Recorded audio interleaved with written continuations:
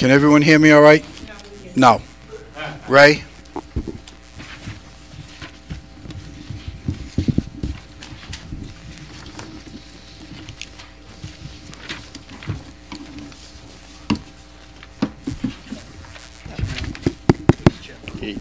Test, test.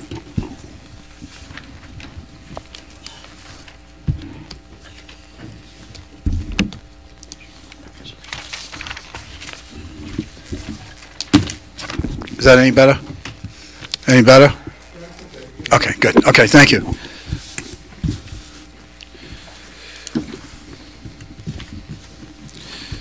Acceptance of the minutes from the March 4th meeting. Move favorable action. Seconded. A motion favorable. We have a second. All in favor? Aye. Aye, thank you. First item, bid number 2018-247, Neptune cold water meters. Good evening. Afternoon. Good evening. Can you hear me? Don't worry, it'll be evening by the time we get out of here. That's right. Well, I feel like Mookie Betts leading off of, Anyway, Dan O'Rourke from the Water Division. As you're aware, City Council approved a contract in March of 2020 for a 2-year bid for the purchase of various water meters for an amount not to exceed $125,000, and that covered the remainder of the 2018 fiscal year and a portion of the 2019 fiscal year. And as I mentioned in the memo, we have essentially depleted our inventory of meters, and we need to purchase or amend the contract for an additional $35,000 under Section 612 for a new amount not to exceed, a total contract amount not to exceed $160,000.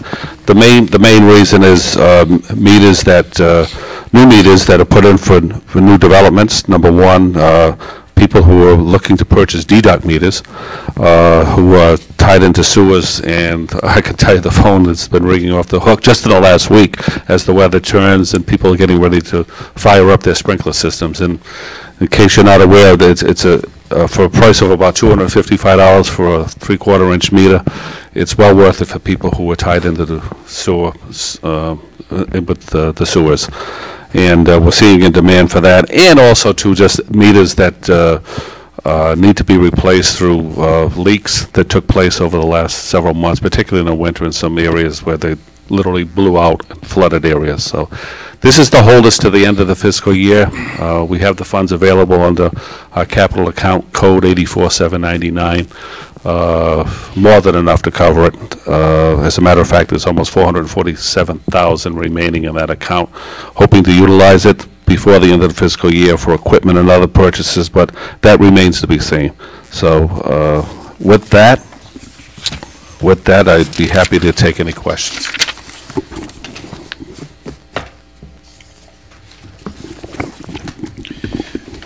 So, Dan, when was the last time that this particular item went out for bid?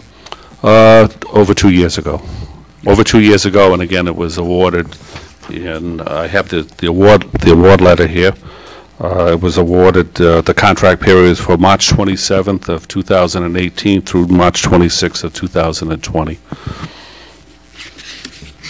And what do you estimate that we recover from the cost of these deduct meters on an annual basis? On an annual basis, probably we sell about 300 a year, so probably about, depending on the size of it, upwards to 40 to 50,000 a year. Maybe not quite 300. So. Okay. Any questions from members of the committee, sir? Just as you mentioned that these are big, very important for the constituents, the people that live there, that they don't have these things and they're running the water and it goes in the sewer, their bills go way, way up. I'll be honest with you, I'm surprised more people haven't taken advantage of it. We've had inserts in the bills. I know the sewer authority has put them in over the years, but I think with the new method that we adopted, and Tyler Technologies was able to write a program for us for a measly $4,000 or $5,000. It has saved potentially an individual homeowner probably $500 or $600 per installation. Yeah, that's great. Thank you. As well as for other reasons, too. Meters that need to be installed, like I mentioned, for new accounts, replaced because they're not working, and also too an important aspect of it also is when we get a chance to get in a house because there's an issue with a leak, a high reading, a customer complaint, when we get in there, we can replace those outside readers too, which is part of this bid, which means we can read them on a drive-by or walk-by basis. So it's a combination of issues, but right now the demand between now and July is for these deducts, and will continue after that. So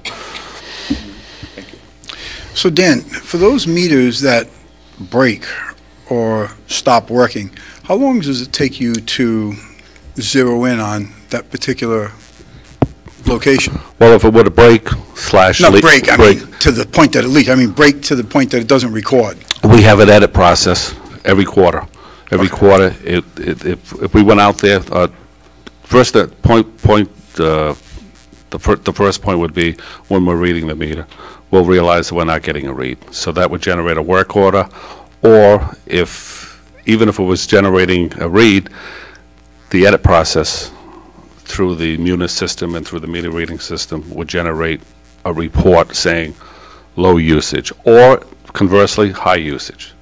So, and that's when it would generate a work order for our meter service people to go out. Or if we can't access the home, we'll leave cards and/or we'll send letters. And when you send a letter to somebody saying that you have a read that may be double from the last period, they will call. So conceivably, you could be talking as long as maybe a quarter or a tad more before you realize something's wrong? A quarter. But I got to tell you, the onus of the responsibility has to be on the homeowner or the business owner. There's only so much we can do. You can, as I say, you can bring the horse to the water, but can't make him drink. Sure. They have to own up to it also, Right. too. Okay. Any questions from members of the council? Any questions from members of the public? Hearing none, I need a motion. Move for favorable action. Seconded. We have a motion for favorable. We have a second. All in favor? Aye. Thank you. Thank you. 2019-246, Fire Apparatus Annual Pump Testing Services, found on page 19. Good evening. Good evening, Chief. You state your name for the record, please. Peter McMichael, Chief of Warwick Fire Department. Chief, before you speak to this, on behalf of the Finance Committee and behalf of the City Council, I want to welcome you to our city. Wish you the best of luck going forward, and certainly look forward to working with you on whatever issues that we have. So we're glad to see you in place, glad to see you here, and look forward to doing business. Thank you, sir. Go ahead, you get the floor. So, We always go easy the first time around. It'd be an easy night. so I also look forward to working with all of you. Thank you. I would request that this be put on hold for this meeting until the next meeting. I just received this today, and being my first day in the job, I would respectfully request the opportunity to review this a little more in detail. Chief, no excuses. I'm only kidding. Appreciate your position. Any questions from members of the committee? Questions from members of the council?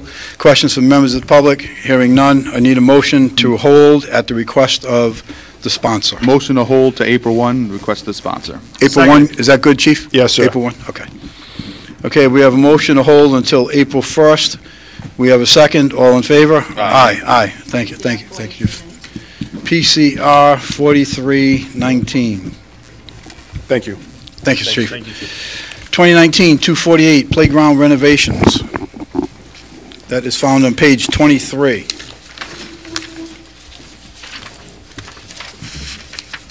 Good evening. Luke Murray, Planning Department. All set? Good evening, Luke. Sure, go right ahead. All right, I'm pleased to request approval award RFP 2019-248 for the playground renovations at Salters Grove Playground in the amount of $101,739 to Green Acres Landscape and Construction. This project is being funded by a $100,000 RIDM open space grant with a match from the city of in-kind services of minimum of $25,000, which I don't envision being a problem. The city's DPW is going to be working out there in the spring, preparing the site for asphalt, for the playground installation, and they'll be doing a lot of the finish work and button-up work. We'll attribute the $1,739 to the project as part of the match. I'm excited to present this project. It's a great example of how the public, the city can work with the public on a project and move it forward. I especially want to recognize the Friends of Salters Grove and Peter Becker and Michael Jarvis, who've worked with me in the city for the past year to get this project moved forward into this point. I think it's a great example, and there'll be more examples coming in the coming months of projects that are funded by grants that are worked with the community, and in great partnership we can get good things done in this city. So we're looking forward to this project being complete midsummer, and the other thing that I've mentioned is we're trying to get some of these projects completed with RIDEM because there's new grant rounds coming and potentially more money. So we want to expend what we have and position ourselves for new grants coming prospectively in November, December. So essentially, Luke, this is a $125,000 project. It is. Yeah. And it's costing us 25 grand to do $125,000 worth of work. And the in-kind services, I think that's particularly to our benefit as well, because we're using our own city people, and it includes the whole host of things that Luke has said, from demoing the existing to the site work to some slight paving items to spreading mulch, et cetera, which in the grand scheme of things, is going to also benefit us. So, yeah, good job with that, Luke, and we look forward to some of those other things you spoke to coming down the road. Any questions from members of the committee? Sir. If you don't mind, Mr. Chairman, I'd like to make a comment. It's hard to believe that about a year ago we were having a discussion about a slide, and now we're talking about an entire park. And so I thank you for this, and this is exciting. And I got to tell you, I really appreciate the fact that you said there's a lot more coming down, because you're going to take advantage of those grants, and that's what they're there for. So thank you. Absolutely. Thank you, Councilman. Any other questions from members of the council? Any questions from members of the public? Hearing none, I need a motion. Move for favorable action. Seconded. We have a motion for favorable. We have a second. All in favor? Aye. Thank you. Thank you. Thank you, Luke. 2019-250, turnkey operation for printing, mailing, etc. Hi, Kyla. Hi, good evening. Good evening. Kyla Jones, City of Warwick, tax collector. Tonight I'm presenting to you bid 219-250, turnkey operation for printing and mailing of water and sewer and tax billing. This is on behalf of the tax collector, tax assessor, water and sewer departments. The city's previous contract had two bidders and was awarded to D3 Logic under bid number 2017-259 with terms of May 2nd of 17 to May 1st of 19. When the bid went out, there were 25 vendors on the list, but we only had one bidder this year. I have made efforts to contact the vendors from the existing list to make sure that they had the opportunity to bid. I called about half of them. They did confirm that they received our information and just did not place the bid. I also reached out to D3 Logic in that they were our sole bidder to see if they could lower any of their current bid amounts, and they said they could not. Their pricings were comparable to last year's. The services were pretty much the same, tiny bit of comparison. It's the consumables that change for them year to year. And they did mention that the city would not incur any of the programming fees as long as we didn't change any of the file format, which we're not planning to. So we'll save money on that item. The request would be for a 2-year contract from May 2nd of 19 through May 1st of 2021 to D3 Logic. However, we did have them priced for 1 or 2 years so that we could go either way with it. The only changes they made were in the paper supplies for the second year. They did increase it a little bit as prices go up. D3 Logic has been proven to be qualified.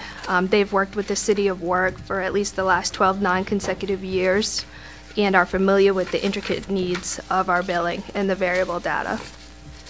The process is funded by 3 accounts and 3 departments that correlate with the individual billing. They are 22,202 for tax billing, 84,202 for utility billing, and 80,202 for sewer usage and sewer assessment billing. In the letter I gave you, I increased 5% of their bidded price due to fluctuation in bills, in case one year we have a few more in one area than the other. The total bid package for 2 years would be $81,213.85. The first year being $40,112.10, and the second year being $41,101.75. None of these prices include postage. Postage is paid directly by the city of Warwick at the rate of mailing at the time. And mailing prices did just go up for the July billing.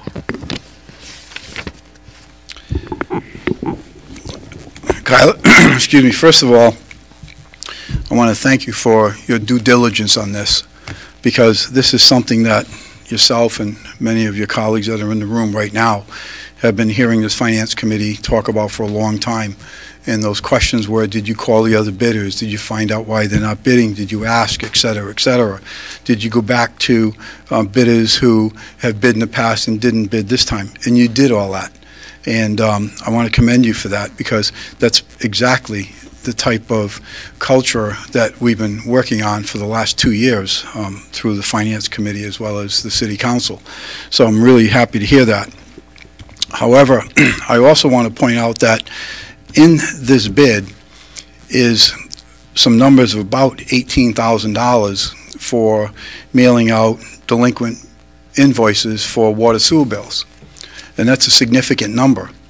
Now, while it's a significant number for the benefit of our colleagues who are new on the council, that number is quite a bit lower than it was years ago, and it's because of actions that were taken by this city council in addressing those $6 million worth of delinquent water sewer bills. So, a couple of things with this. One is, personally, I'm not going to be able to support a 2-year bid on this. And the reason is, I think during this next year, particularly with the new leadership that we have in the corner office and the desire to make changes and get past the complacency that this city has been in for a very long time, I think that we're going to have the opportunity to perhaps make some changes in our mailing and how we do the billings, et cetera. I'm also looking forward to you, Kyla, coming before us 6, 7 months, 8 months from now, and letting us know that the cost for mailing out delinquency bills for water sewers has, again, dropped. And the fact that we're collecting our monies without having to spend $18,000 to do it. So for all those reasons, I personally, this is just me speaking, I'm not going to be able to support a 2-year bid on this. I can support a 1-year bid, and for those reasons that I just mentioned to you. But once again, really good job on picking up that phone and reaching out to vendors. And I think when we do, assuming if we do, rebid this in a year from now, I think that the fruits of your labor will show up and we get a little more activity on this. Any questions from members of the committee? Councilman.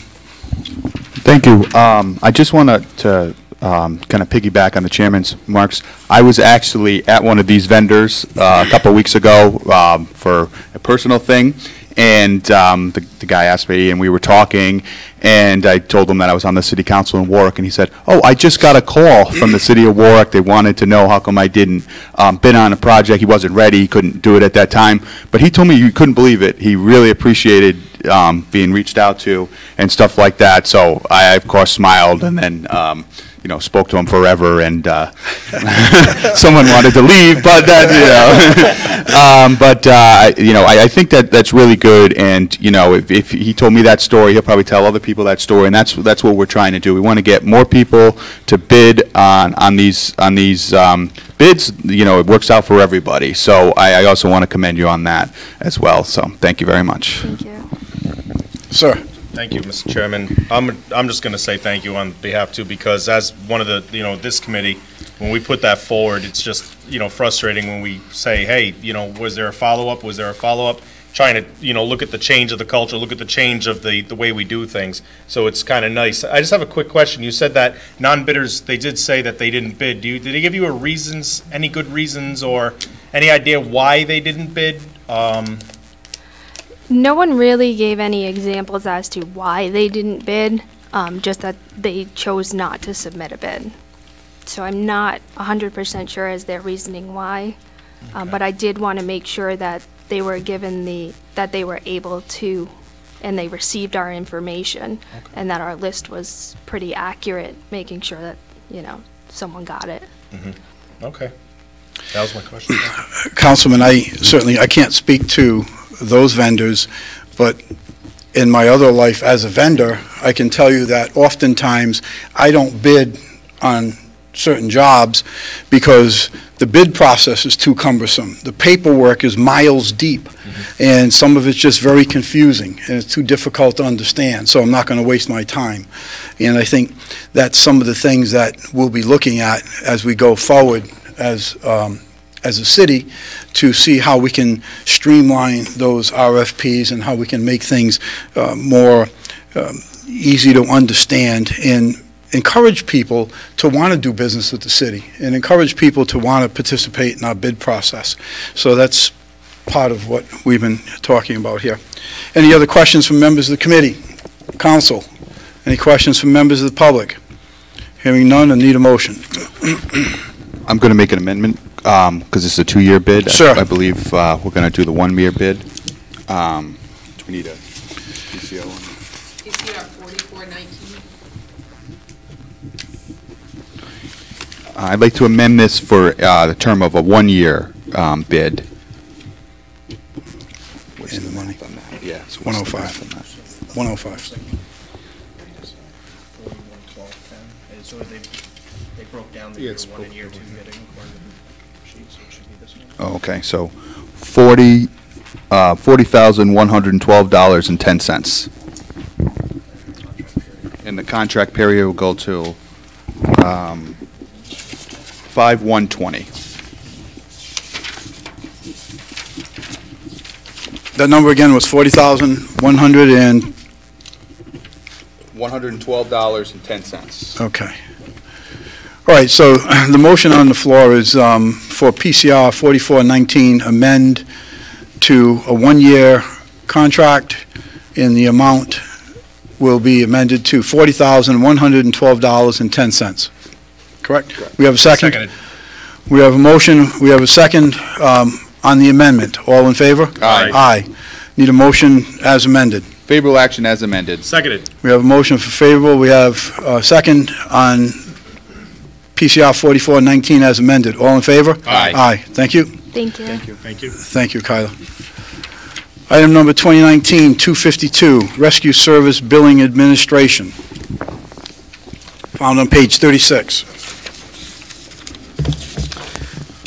Good evening. Brian Good evening, Sylvia, Brian. Finance Director presenting. The city went out to bid for its rescue billing services. 7 bids were received. The term under the bid was April 1st, 2019 through March 31st, 2022. The recommended vendor, after all the bids were reviewed, was to Comstar, who was the lowest responsible bidder. This will be funded out of account 302-0404, which is the admin fee for the rescue billing service. Revenue generated from this contract, which within the current year's budget, FY19, is $2.9 million, is accounted for within account number 03525. As a little backstory to this item has been held several times and, extended several times for 3-month extensions as we reviewed this. The mayor, when he took office, this was an area I spoke to him a few times about where he knew there was some more funds on the table here. We have a large accounts receivable on the books. He wanted to get that addressed, and that's why we held this on to determine the best way to go about that. We looked into including it within this bid, but typically the vendors that handle the service are more in the billing itself, not really on the collection side of it. So we are, just to give an update, that was a reason why we were holding this in the past, so just to give an update on that, when we bring the next collection services before the council in the coming months, you will be seeing included in that bid will be the rescue services going forward. So that's how we'll be addressing that accounts receivable on the books. Okay, Brian, you've been here for a while, and as the other directors know, I'm sure you do as well, I don't particularly look favorable on three-year contracts. Okay. We have not been doing so for the last couple of years, nor do I plan on doing so in this particular case. Mm-hmm. As you heard me speak earlier, we are also looking at making changes as to how we do things. Matter of fact, I had a conversation with the director of the Water Authority earlier today with when these contract renewals take place. And when those contract renewals take place, we certainly are looking forward to them taking place at the benefit of the city and for our benefit in terms of cost, feasibility, et cetera, et cetera. You and I had a conversation with regard to possibly adjusting the renewal or the contract renewal regarding this particular bid, and I think it made a lot of sense. So I'd like you to just speak to that. Absolutely. So I'm aware that the council's wish would be going for a 1 year, and we can certainly live within that. My only request, and we can live within whichever way you want to go. My request would be that if we could extend it 15 months to complete the fiscal year, so we could go through June 30.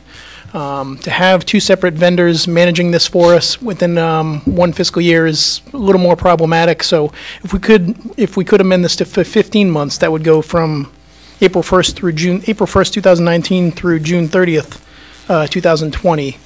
I think that would be a smoother transition for us. April 1st, 2019 through June 30, 2020.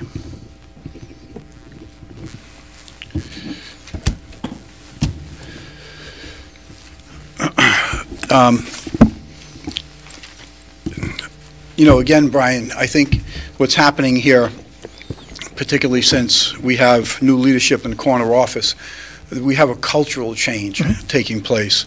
You heard us speak oftentimes recently, particularly since 2016, about the culture that we had to deal with in the past, of which it's not a culture we're going to deal with going forward.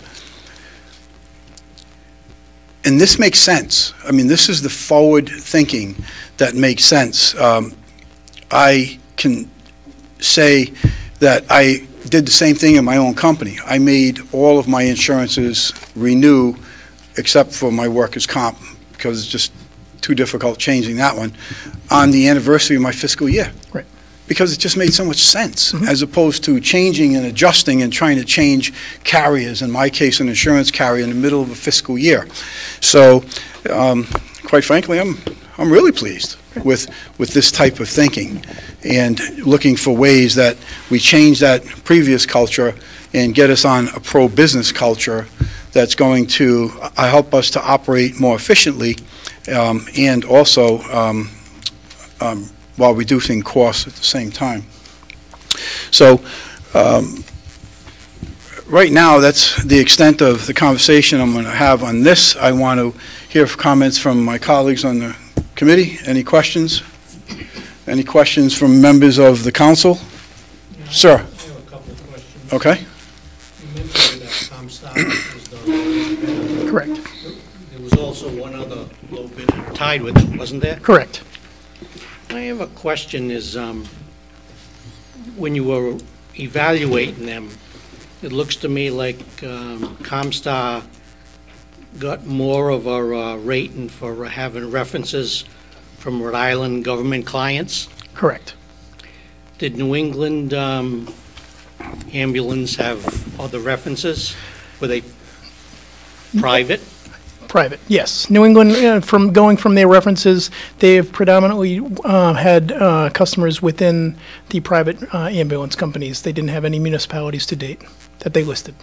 Okay, one other thing is, when you evaluated their monthly reports, it seemed like New England Ambulance was given a better rating for all four subjects in that category: accounts receivable summary, accounts receivable agent, refund report, and procedure analysis. So it seemed like New England Ambulance was better in that regard. I think they have potential to be in that regard, yes. Now, and they're a Rhode Island company? Correct. So the only reason they got a less favorable rating was because they had more private clients rather than government clients? Yes, they hadn't had, I don't think they've had anywhere near the volume of a client that Warwick would be to this point. Okay, thank you. Sure. Any other questions from members of the council? Any questions from members of the public? Sir, come to the mic, please. State your name for the record, please. My name is Joseph Baginski, and I'm here from Northeast Ambulance Billing. I was the Excuse me, Mr. Could you spell your last name, please? Sorry, Baginski. Thank you. You're welcome. And I'm representing Northeast Ambulance Billers. We bid this contract, and I guess our rate was the same as Comstar. We are a Rhode Island family-owned business. We also operate professional ambulance in the state of Rhode Island. Professional ambulance is the second largest EMS agency in the state of Rhode Island, and we've been doing their billing along with a couple other privates for over 10 years. And I believe that operating a Rhode Island-based ambulance company is certainly going to give me some advantages in terms of the peculiarities of Rhode Island-based billing. You know, we're very thoroughly versed in this. We understand all of the regulations. We understand the regulatory and the legislative environment. We're very active in that. Again, I think that gives us an insight as to how to maximize revenue that possibly an out-of-state company that doesn't operate an ambulance may not have. We've also, because we're in the chain of patient care, we've developed good relationships with the hospitals in terms of tracking down missing biographical information. And in terms of maximizing revenue, the number one problem that a city is going to have in terms of money falling off the table is imperfect claims. If I bill a claim for John Smith and spell the name John and Mr. Smith spells it Jon, that claim is going to be denied. If somebody doesn't aggressively work that denial, that money is going to fall off the table, and I don't know how much effort Comstar or anybody else puts into working the denials. But again, because we do our own billing, we understand the importance of that, and we're very aggressive and very adept at collecting our money. We also scored pretty well in the city's evaluation process. We scored a 91.5 where Comstar was a 95, and as the councilman pointed out, that difference was largely based on the absence of municipal clients for us. If we had, I guess, more municipal references, we actually would have had the highest score of the bidders. And being local would be very accessible, very accountable. I think we could work well with the Warwick Fire Department to possibly look at any errors in their report writing that could help us increase city revenue. There are a number of nuances relative to the level of service that is delivered, the type of patient assessments that's delivered that has an impact on what level of service you can bill for. And again, being in the private sector, if we don't do a credible job or a pretty good job of collecting our money, we're not going to be here. We're in a hyper-competitive, highly regulated environment, and if we don't maximize revenue where possible, we're not going to survive. And again, we've been succeeding at this for 10 years. So I think, like, given the fact that we're local, we run an ambulance company, we run a billing company. I think we have some unique qualifications that we could bring to bear to work for the city. And I think, again, at the end of the day, we might be able to get you a little bit more money and help shine some of the light on some of the receivables. Some of your receivables are probably inflated because by ordinance, the city does not bill residents for co-pays, out-of-pockets, or deductibles. So again, we could help you clean up that or get you a more accurate handle on what you owe, because again, in our business, we're very much concerned with dealing with real dollars as opposed to like a paper receivable that we're never going to collect. But again, I think we have a unique foundation that would enable us to do a more effective job of building for the city. Thank you. Anyone else? Anyone else from the public that would like to speak? Jeremy? Sure, Councilman Ricks. In examining, see, the mic is working? Good, thank you. In examining the sheet, the last in our packet, page 40, I do see that it is true what Mr. Baginski stated, that Comstar had been rated a 10 out of 10 as to references from Rhode Island government clients. Northeast had been rated a 5 out of 10 in the same category, and Northeast had a total score on the sheet of 91.5 out of 100, whereas Comstar had 95 out of 100. So, if not for the difference between the 10 and the 5 on references Rhode Island government clients, then Northeast would have the higher rating too. I know that Mr. Baginski had mentioned that, but I wasn't sure if it was entirely clear, so I wanted to make sure to raise that point to the committee in case, in order to make sure that we're all on the same page. Thank you. Thank you for that update, Councilman. So, Brian, how long have we been using Comstar? A little over 2 years. Okay. The last contract that was bid was a 3-year contract. It was originally awarded 1 year to Dawson. After that 1 year, the remaining 2 years were filled by Comstar, and we've since extended it several 3-month extensions, so about 2.5 years.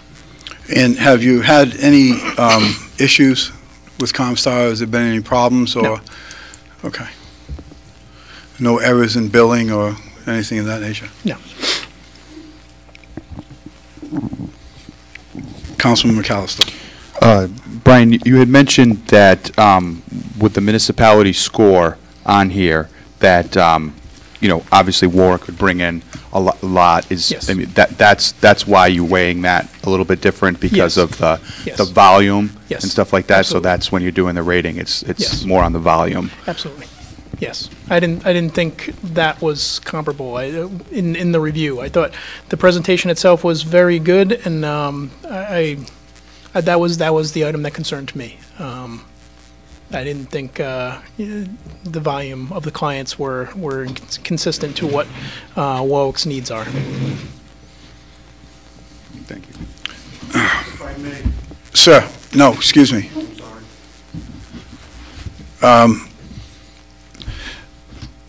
So, Brian,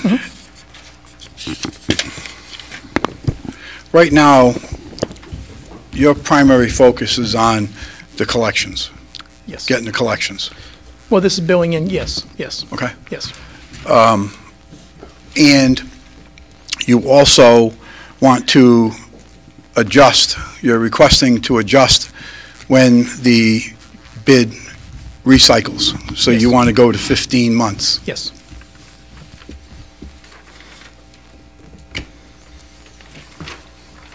As opposed to 1 year. Correct.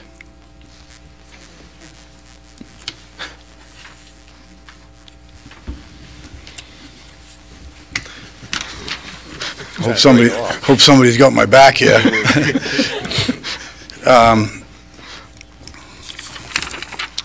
Well, listen, there's no doubt that the bids are close. We know that.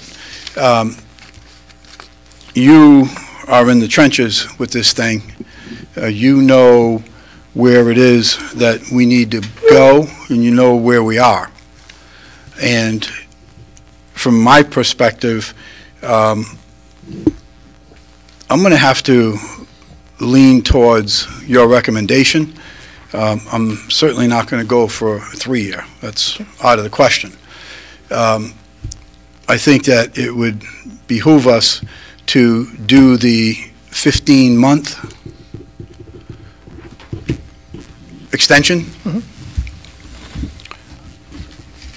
And I'm also concerned that we don't have more companies looking to bid this.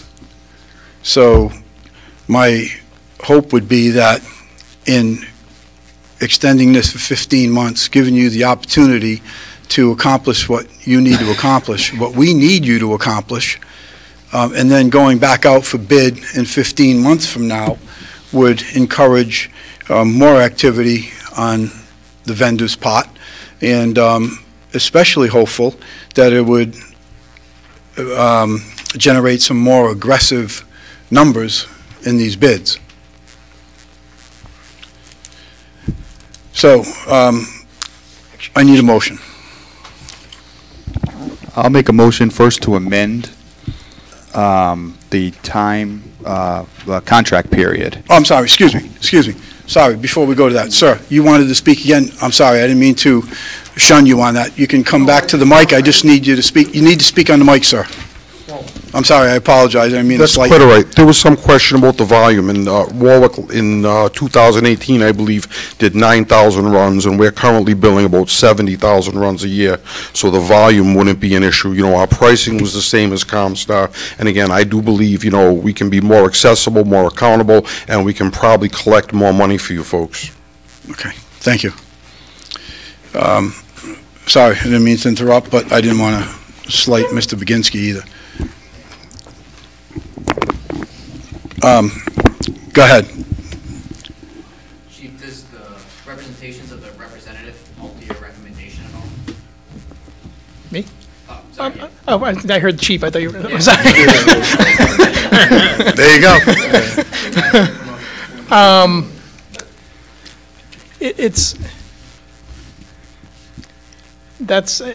Again, I have reservations just not seeing the municipal experience, not having the volume that the municipalities that we have, to not have any municipalities, that was my concern. That remains my concern. Okay, also for everyone's edification, I interrupted the vote because a member of the public asked to speak, and I didn't give him that chance. Once we are in the movement of a vote, I'm not going to be interrupted. So, I need a motion.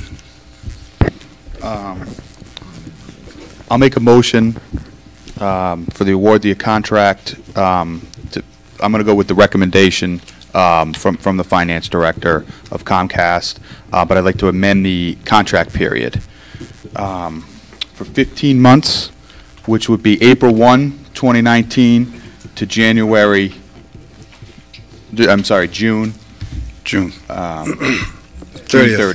20. I'm sorry. Bill, the mic, please.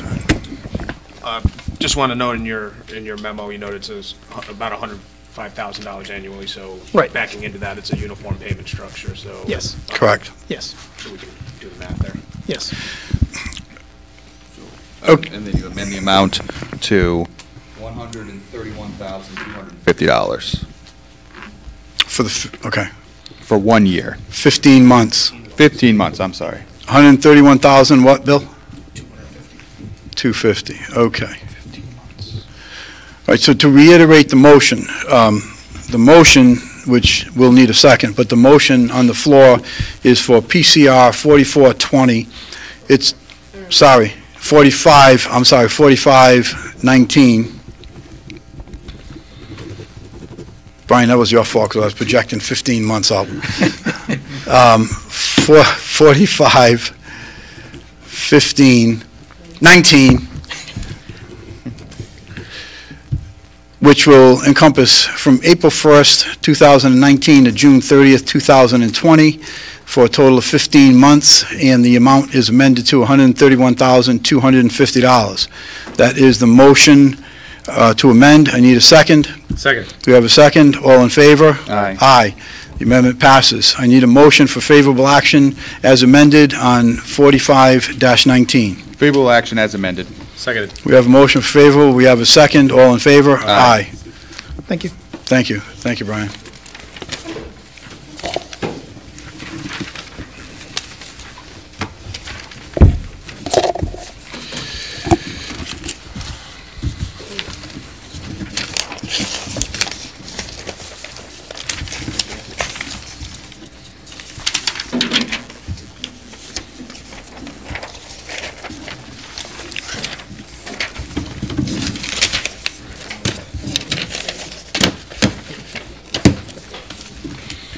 You got to color code them for me.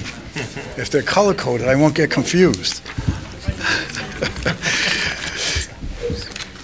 Okay. Need acceptance of the minutes of March 4th. Favorable action. Seconded. A motion favorable. We have a second. All in favor? Aye. Thank you.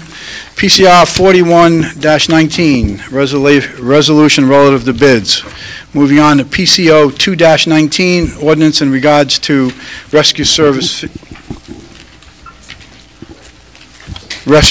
fees. We had a very lengthy discussion on this at the previous meeting. This is up for second passage. Any questions from members of the committee? Any questions from members of the council? Any questions from members of the public? Hearing none, I need a motion. Move for favorable action. Seconded. We have a motion for favorable. We have a second. All in favor? Aye. PCR 94-17, hold until April 22nd. Motion to hold to April 22nd. Seconded. All in favor? Aye. Aye. PCR 148-17, hold till April 22nd. Motion to hold to April 22nd. Seconded. We have a motion to hold. We have a second. All in favor? Aye. Aye. And it is now a record-breaking 5:51, and the Finance Committee is adjourned. See what happens when we get a new chief? Let's just get right into HW. Let's get right into HW. Go right ahead, Chairman. Thank you. The time is now 5:51. The Human Health, Education, and Welfare Committee is now open. Can I have a motion for acceptance of the minutes for the meeting held on March 4th? Favorable action. Second. Motion made, seconded. All those in favor? Aye. Aye. Thank you. Item number 1, PCR 21-19, a resolution relative to Educational Outreach Committee. Councilman Lattiser. Hold April 1st. I have a motion to hold till April 1st. Second. Seconded. All those in favor? Aye. Motion passes. The time is now 5:51. Health, Education, and Welfare is closed. Thank you. You're getting better, Chairman.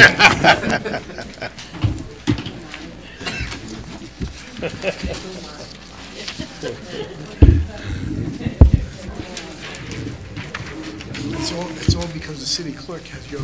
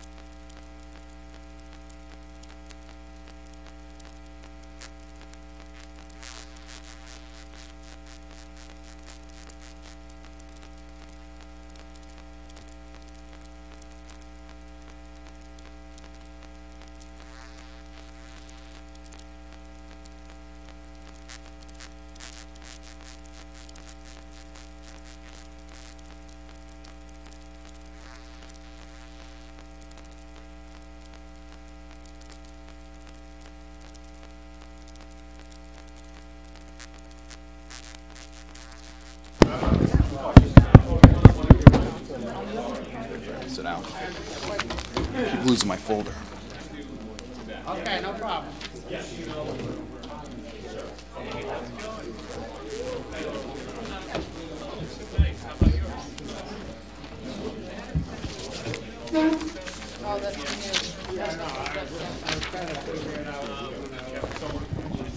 Yeah, because we're going to do it now.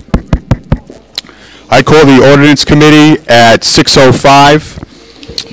First on the docket is the acceptance of the minutes for the meeting held on March 4th.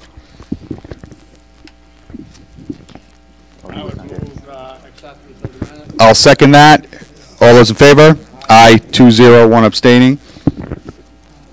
Number one is PCO 21-18, an ordinance to amend Section 4-13, keeping and feeding wildlife. This is for second passage. Councilman Ricks.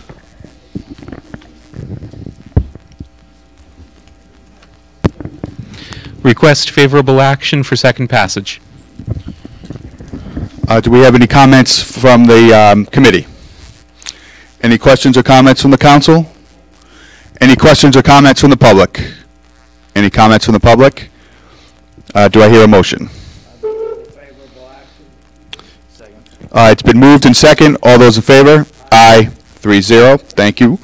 Number two is PCO 4-19, an ordinance prohibiting traffic from Evergreen from turning westbound on Palavian. Councilman Howe.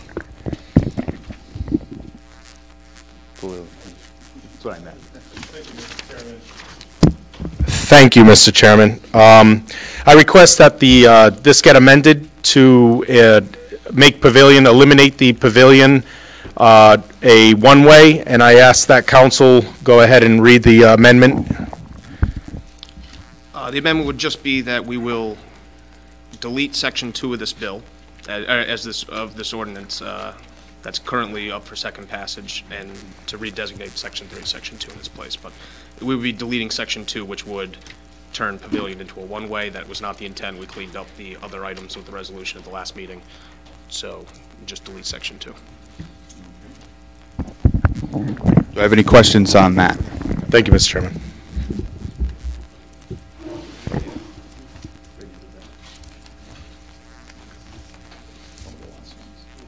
So this is a housekeeping item, correct? Yes, it is, Mr. Chairman. I want to eliminate that. All right. Any questions from members of the committee?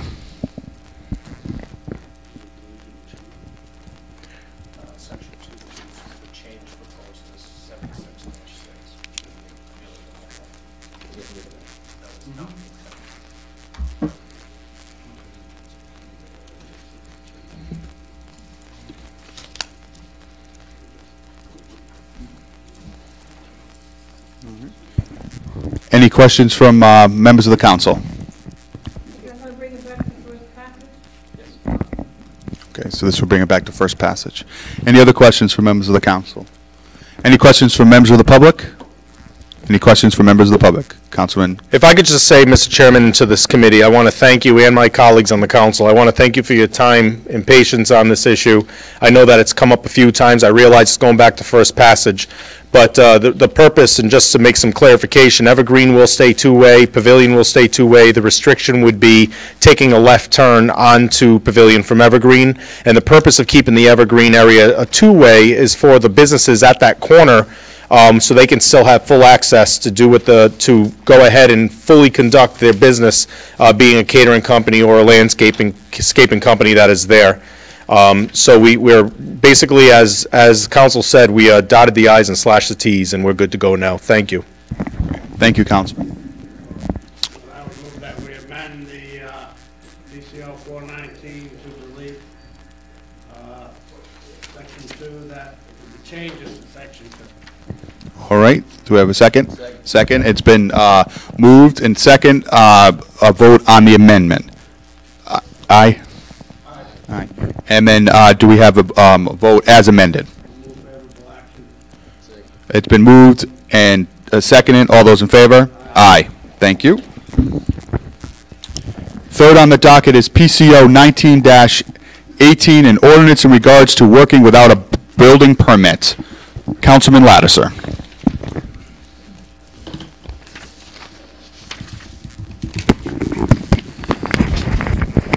Thank you, Mr. Chair. This is legislation that we so desperately need. What's happening here in the city of Warwick and actually throughout the state is we constantly deal with what I labeled many, many years ago in my capacity on the Contractors Registration Board as outlaw contractors. And these are contractors that, amongst other things, are constantly working without building permits. They don't take out the permits. They just go and start doing whatever it is that they please. Many cases, these are not your top-of-the-line contractors either. And they're going out and they're performing work without permits. They're performing electrical work, plumbing work, HVAC work. They're not within the codes that are required by the state and the city. Sometimes it's very difficult to catch up with them after or to get them to correct the deficiencies. And the fine that is in place now is no deterrent to taking out a permit. It's up to $250 is what's in place now. That's not a deterrent. I took out a permit the other day and it was $469. So if that fine is $250, you know, certainly would be in my temptation or someone else's temptation to roll the dice and say, you know what, if I get away with it a couple times, I'm going to be saving a lot of money. But in the meantime, we're putting people in harm's way. And equally important is it puts a strain on our building official and our building inspectors because they have to go out there and chase down these jobs, look and see who's working without permits. And then when they get on the job site, then it becomes even worse because now they have to deal with all the deficiencies that have occurred on customers or property owners' property. So I have met with the State Building Commissioner on this. I've also met with the DBR people and had explained to them what we have going on here for these issues in enforcement. This result you see in this legislation is the result of my sitting down with our building official, Mr. DeCourt, who is going to speak to it in a little while, to bring us into the realm of what you see before you tonight. So it gives several bites at the apple. It's going to deal with the contractor on a first offense, a second offense, and if you get to that point where in the city of Warwick you are found working without a permit 3 times in a year, you are willingly, knowingly breaking the law. You're a habitual offender. And you are also putting our residents, all of our constituents, not just mine, all of your constituents as well, in harm's way for these unscrupulous outlaw contractors.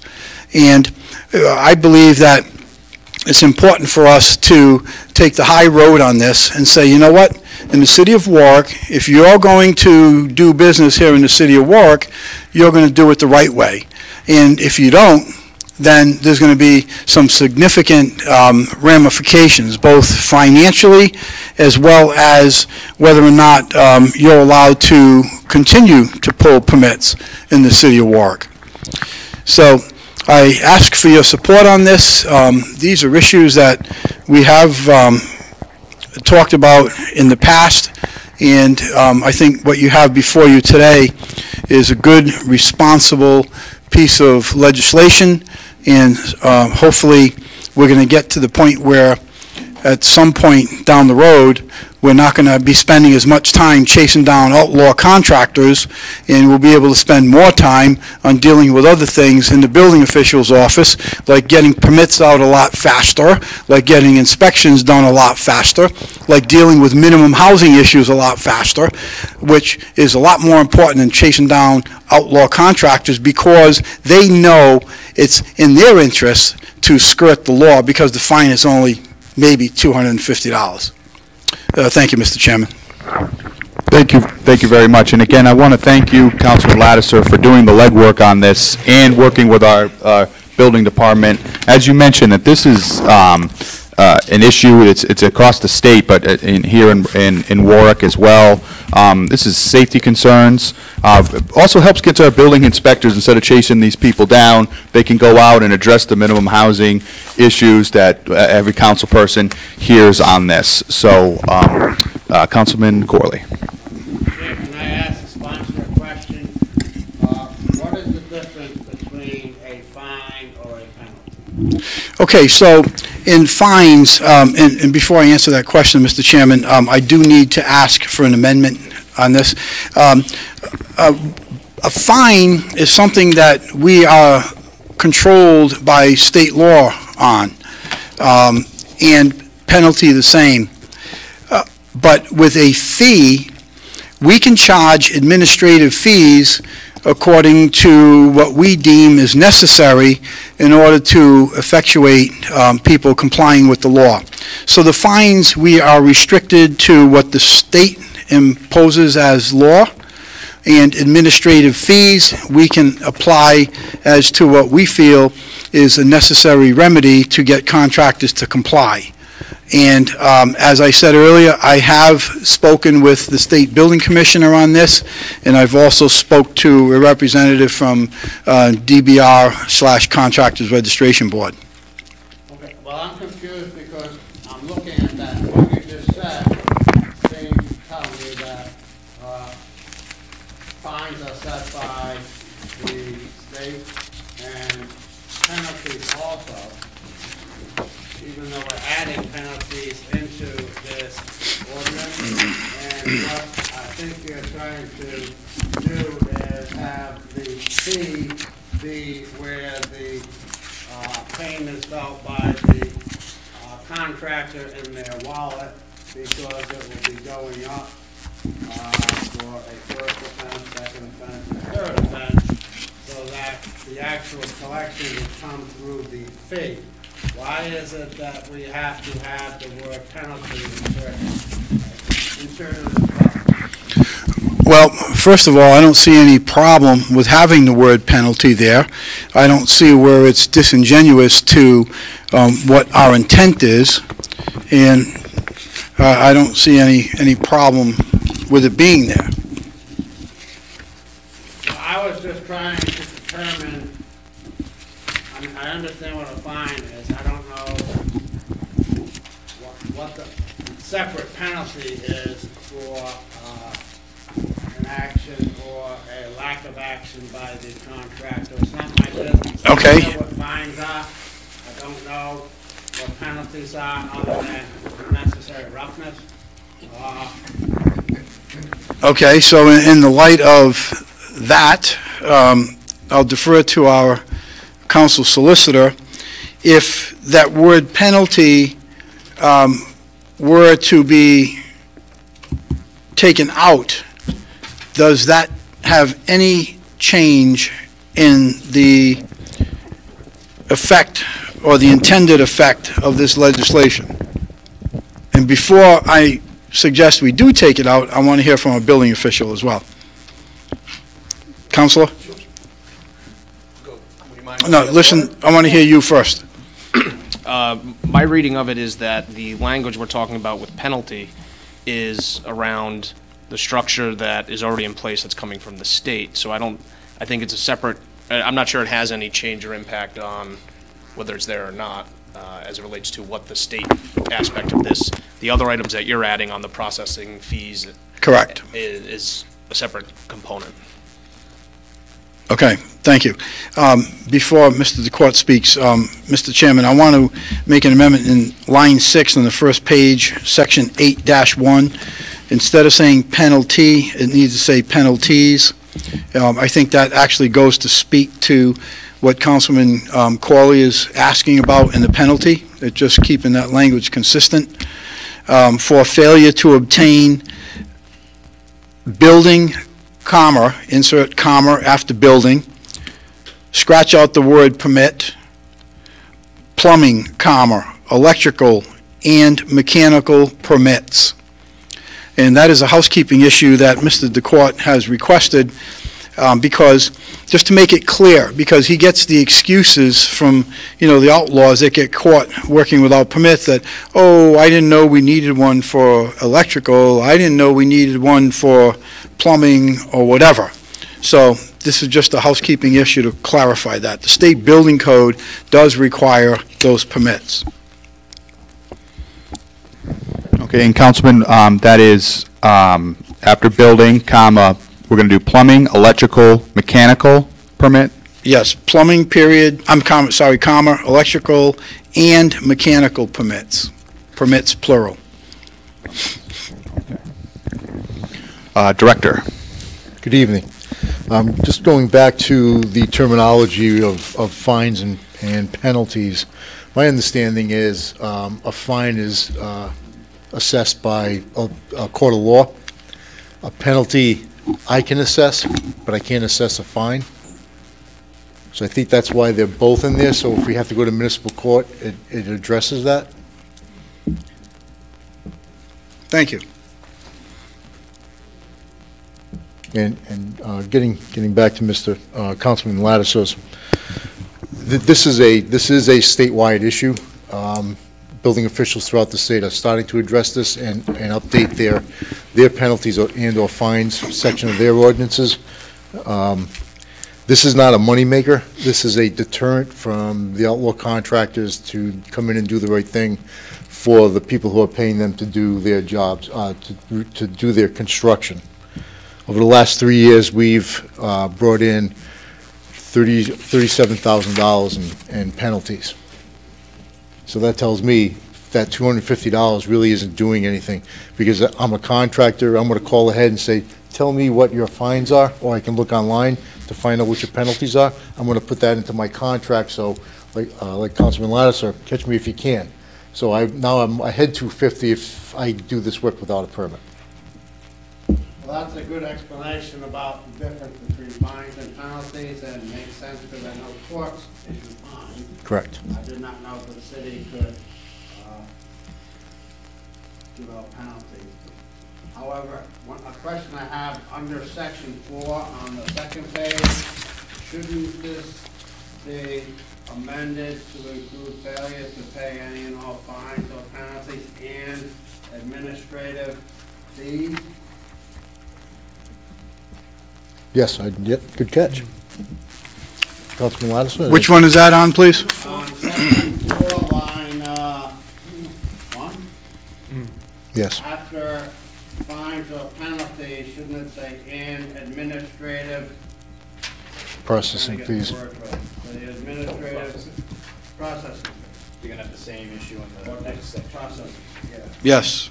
So it should be, yeah, I guess. Processing fee should be added if that is the correct terminology for the enhanced collection for people that are scofflaws. I agree with that. Chairman, I agree with that. So it'd be all fines, comma, penalties, and processing fees assessed.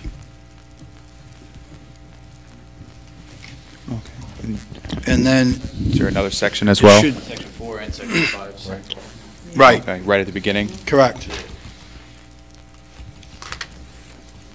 And then section 4, it's actually, again, midway through the section. Okay. Obtain applicable permits.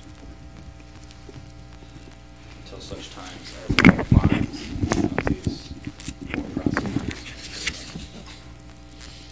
Good catch. Thank you.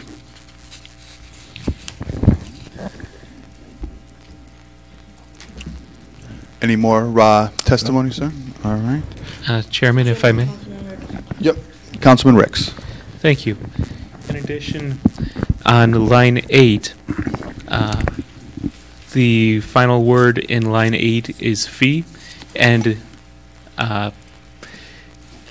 it seems that that word fee is pre-existing our changes here, referring to the processing fee. So in order for the intent to be enacted here, I would suggest changing the word fee in line 8 of the second page to the word amount, because amount would then encompass the fines, penalties, and processing fees. Does the sponsor have any objection to that? No, just, excuse me, through the chair to Councilman Ricks, just read the whole line in totality. Certainly. So starting on the second page, line 6, it currently reads, with, I believe, the amendment being offered on the floor, it would read, all fines and penalties and processing fees assessed under this ordinance are in addition to and not in substitution of the contractor's responsibility to obtain the applicable permits and pay to the city the requisite associated fee. Changing that final word fee to amount would make clear that it's encompassing the fines, penalties, and processing fees, not just the fees alone. So, Councilman, it would be amounts plural, correct? Correct. Yes. Thank okay. you. Yes, Mr. Chairman, I'm good with that. Thank you, Councilman Ricks. Is that accurate? Is there a fee that everyone pays already? And is a processing fee something different that we're addressing here? Right now, if you're a first offender, you will pay the $250 penalty plus the building electrical, whatever that fee is, and that's where it ends. So we're taking that and then adding a processing fee. So now we're combining 3 instead of just 2. I understand what you're saying. Okay. And the fact that we already have the requisite associated fee, what does that refer to now, since we don't have a process? We don't have a fee. That is an enhancement. Well, number 5 is, I believe it's brand new. So it's either associated fees or all amounts. I understand what Councilman Ricks is saying. Just trying to make Mr. Chairman, if I may, we don't have fees right now. We're putting fees in. What we have is fines as, how would I say it, as designated by the state in the building code. They're fines. We're talking about implementing fees, processing fees in addition to the fines. Is that correct, Al?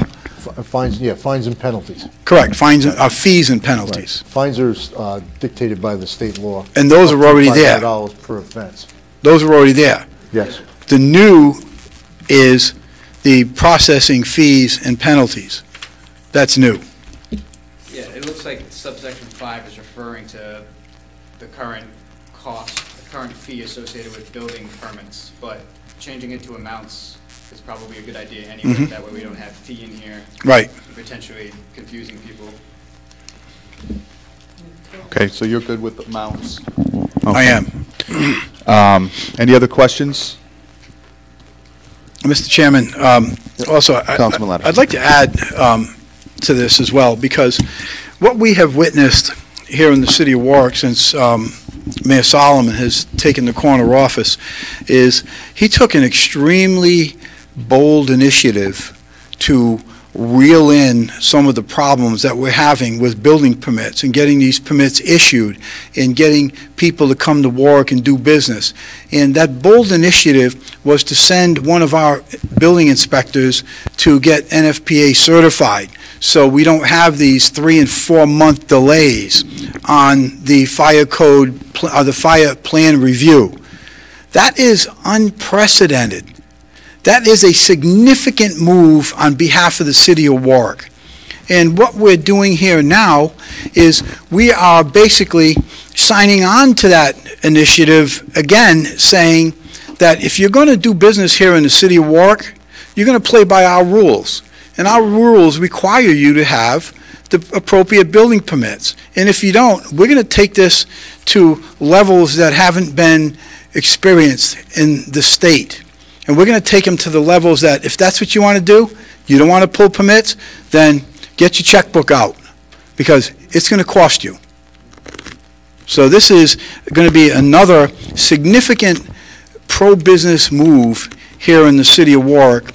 And I can assure you, with the thousands and thousands of registered and licensed contractors that we have in this state who abide by all the rules and all the laws and all the regulations every day, they are going to be extremely grateful to the city of Warwick for taking this initiative. Thank you. Thank you. Any questions from members of the public? Any questions from members of the public? All right, we have a couple of amendments here.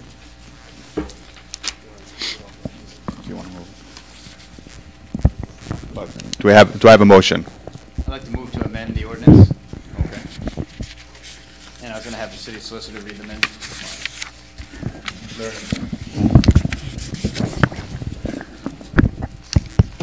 So to move this all as one amendment.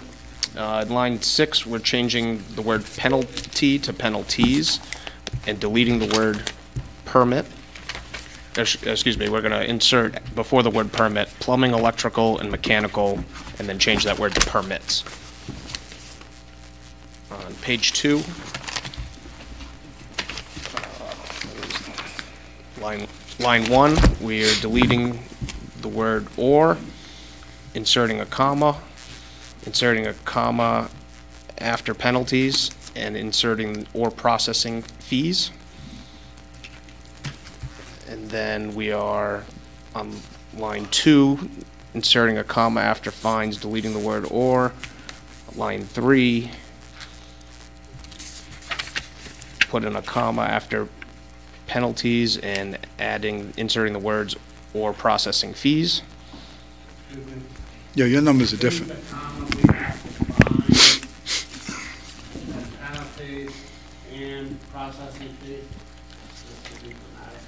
I'm reading off what I have here. Let's get the language and then we can word our comments.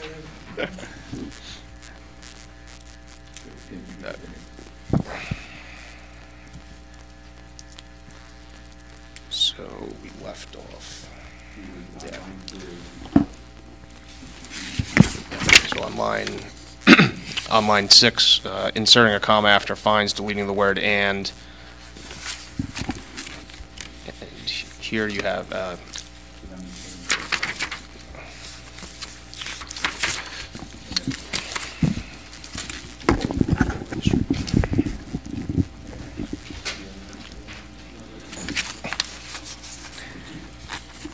putting a comma after penalties, inserting or processing fees, and in line 8 we're going to delete the word fee and insert in its place the word amount.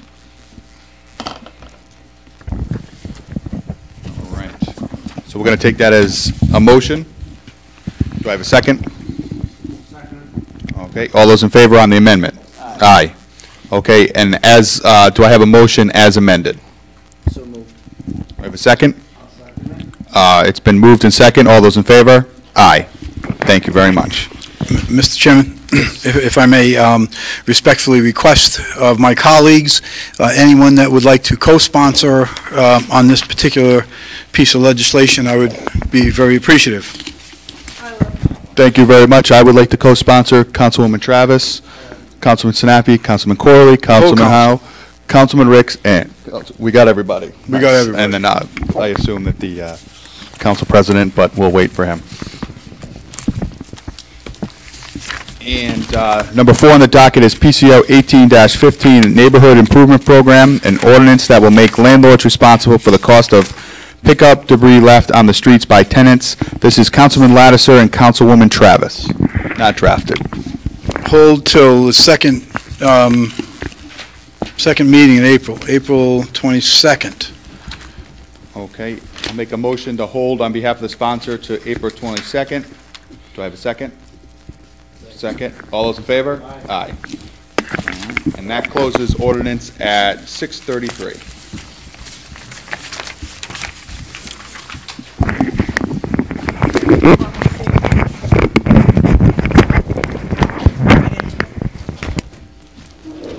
We got minutes.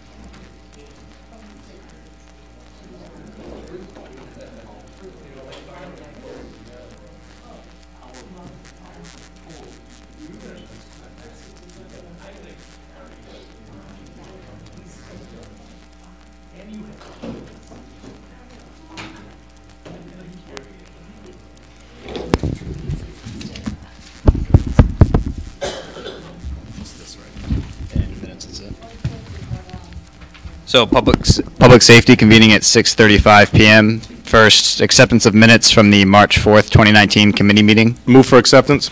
Second. All in favor? Aye. And then I abstain.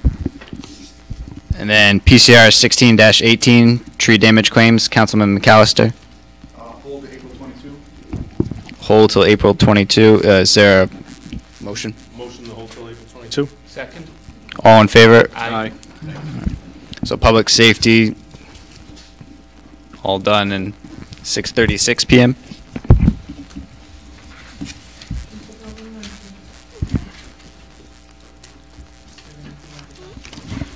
I think we got one thing.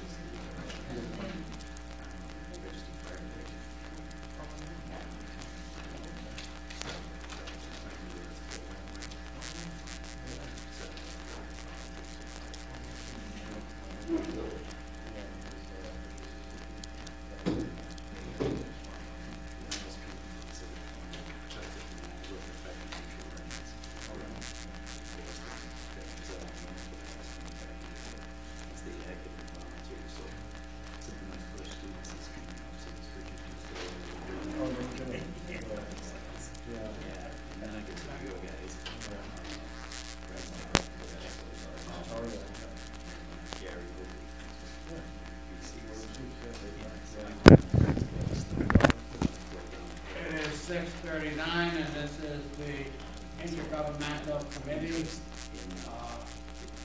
And I first have acceptance of the minutes from the March 12, 2019 meeting. Move to acceptance. Second, all in favor? Aye. First item on the agenda is PCR 154-18 sub A, a resolution regarding airport air quality. Mr. Chairman, on February 28th, the state elected officials held an open public forum with members of RIAC, DEM, and others, the Health Department, to discuss this, thus addressing the issues or the questions we had. As the primary sponsor, the opening sponsor of this, I'm fine with withdrawing this from consideration. There's a motion, or there's a suggestion. Is that a motion to withdraw? Make a motion to withdraw PCR 154-18. Second. I'm sorry? All right, all in favor? Aye. Aye. And PCR 919 is a resolution requesting that the Rhode Island Airport Corporation consider additional factors in its CFR regulations concerning a noise study. It's not drafted. Councilman Rick?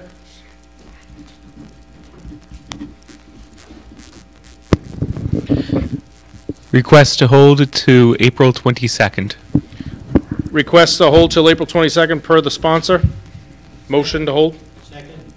All in favor? Aye. The intergovernmental meeting is closed at 6:40.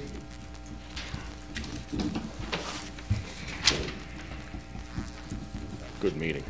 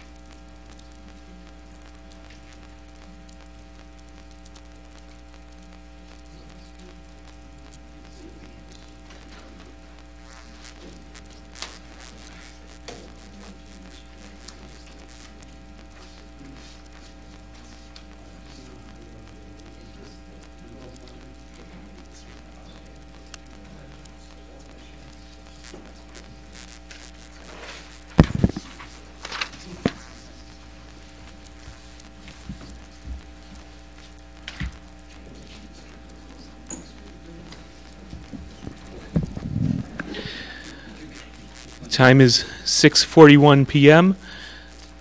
City Council Committee on Public Properties, Land Use, and Community Affairs comes to order. First, acceptance of minutes from a committee meeting held on February 25th, 2019. Do we have a motion? Move acceptance of the minutes. Second. All in favor? Aye.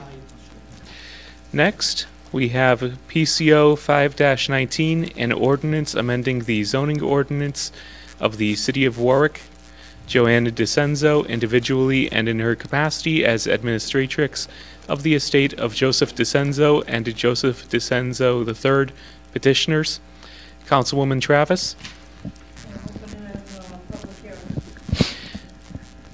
And I believe it's appropriate to move to the floor for the hearing. I would move that we move it to the floor for a public hearing. Is there a second? Second. All in favor? Aye. Next, PCO 6-19, an ordinance amending the zoning ordinance of the City of Warwick. Great Point Group LLC petitioner. Councilman Snappy? Do we have a motion for moving it to the full council? Yes, I move that we move it to the full council for a public hearing. Second. All in favor? Aye. Next, PCO 24-18 sub A, an ordinance amending the zoning of the City of Warwick. DT Retail Properties LLC petitioner, Sortum Development LLC, and Expo Realty LLC owner. This is from Ward 2, and I would request a motion for to move to the full council for second passage. Oh, I would move excuse for me. favorable action on second passage. Any questions from members of the committee? Any questions from members of the council? Any questions from members of the public? Again, any questions from members of the public? Hearing none. Now I'll move for favorable action. Second. Thank you. All in favor? Aye. Passed. Second favorable action, second passage. Fourth, PCO 1-19 sub A. This is also for second passage. An ordinance amending the zoning of the City of Warwick. Stephen Fairbanks, Chief Investment Officer, PHM Providence LLC petitioner. Councilman Howe.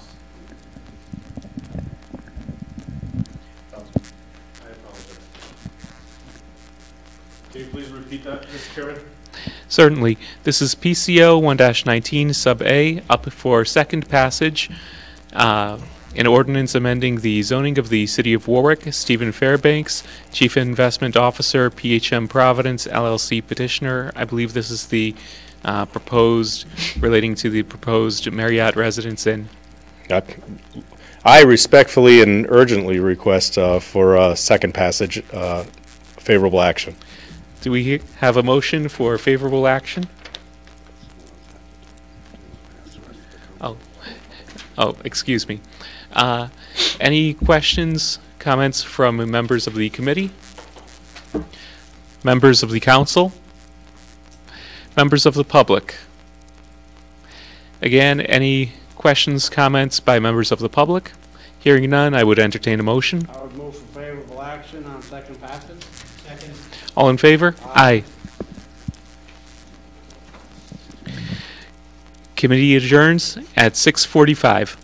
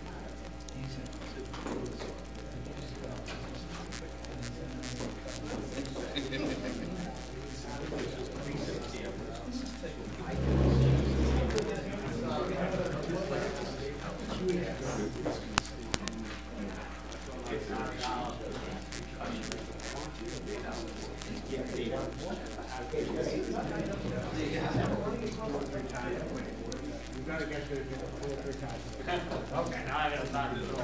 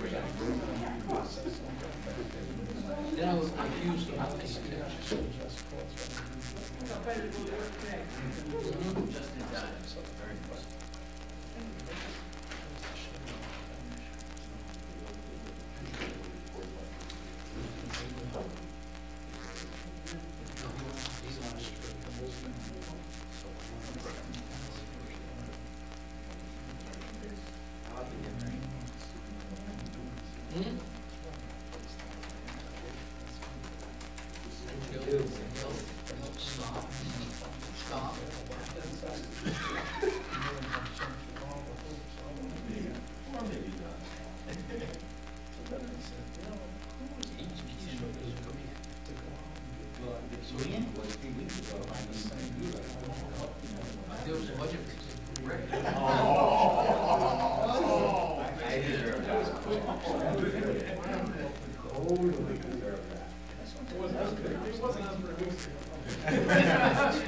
wow, thank you. Under the boss will not mind. Yes, nice. Thanks,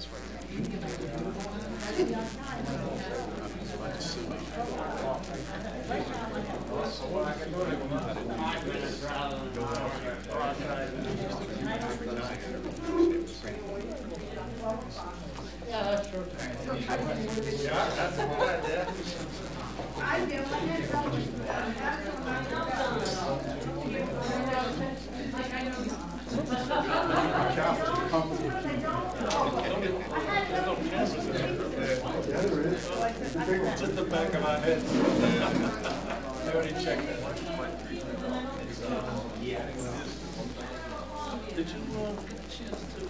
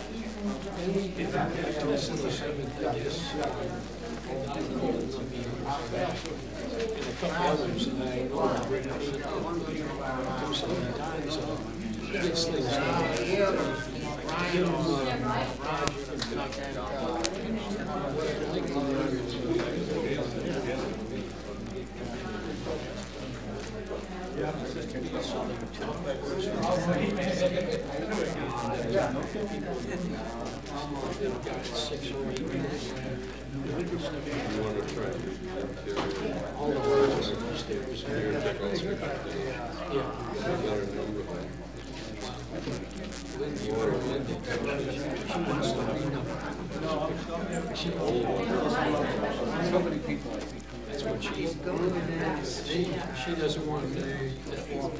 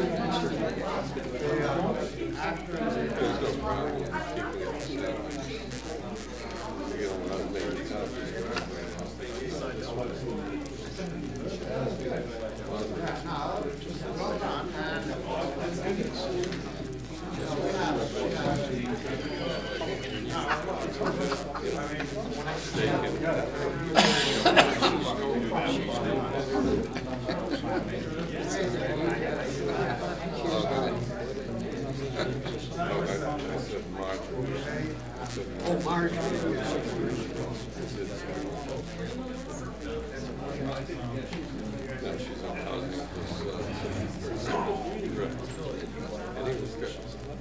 Oh, he was in. He was in.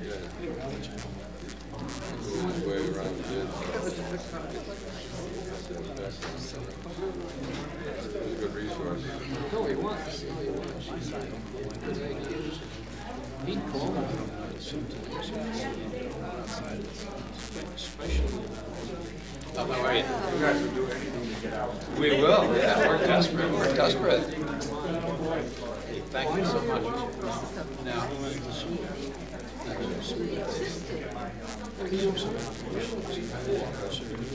You know where they are? Yeah. No, I gave you live more than 7 years ago.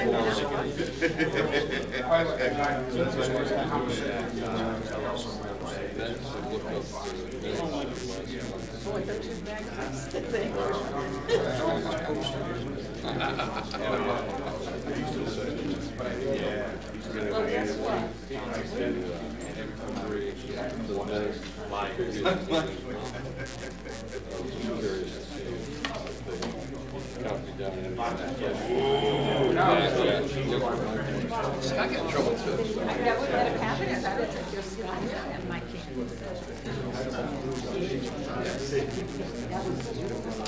I did. I have two. That shovel was in the ground. Right? Huh? That was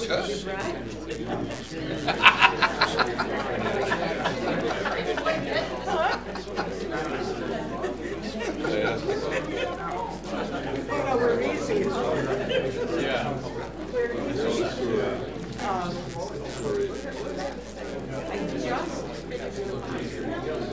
This is true. Yeah, that's true.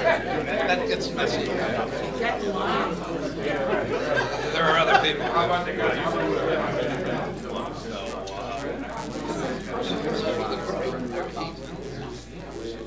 His niece. Wasn't coming.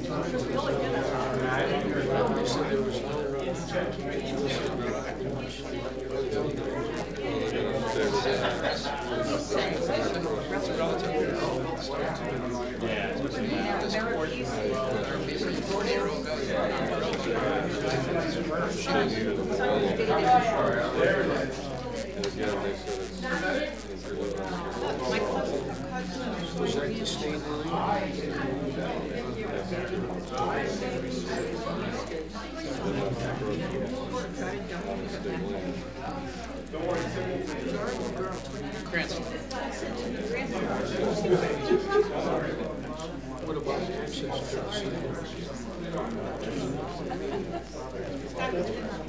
her son passed away. This girl's this girl was dead. They sat 2 seats in front of me. I'm pretty sure it was on 2 cars. And they said that, yes, there's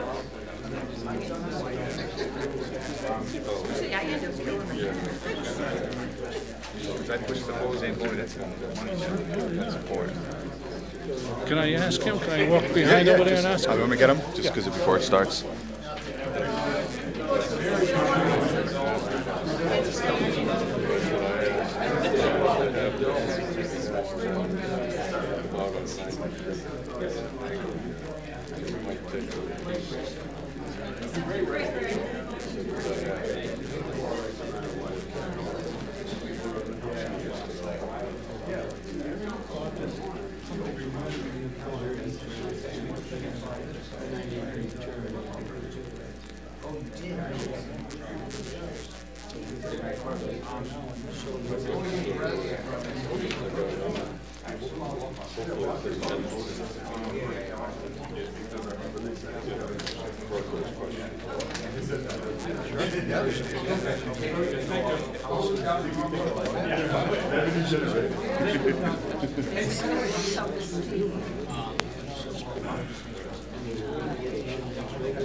Told me Yep, exactly.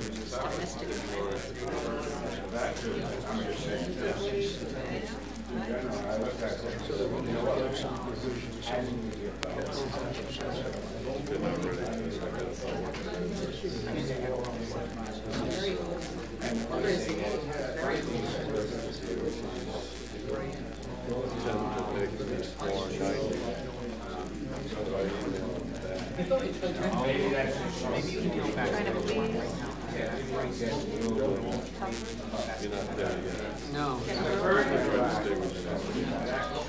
He's 22 or above. Yeah, oh yeah. Not enough to really matter. Oh geez, no.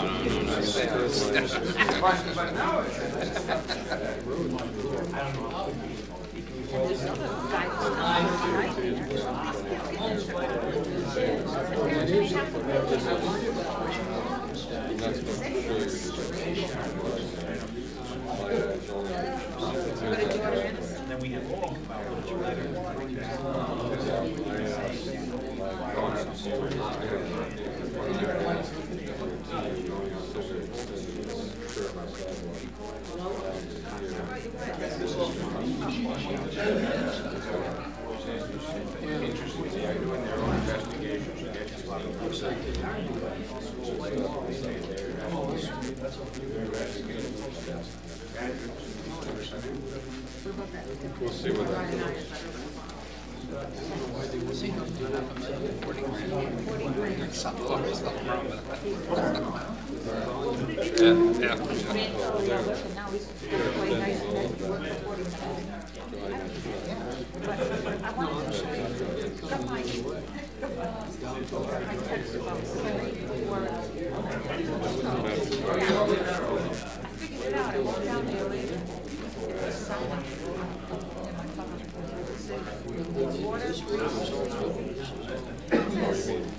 It's a regular official sign, you know, up the correct height. Metal sign.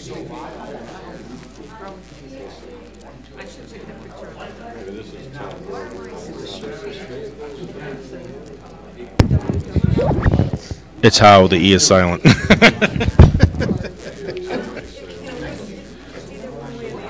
Right. But it's straight ahead. The road used to. Thank you, sir.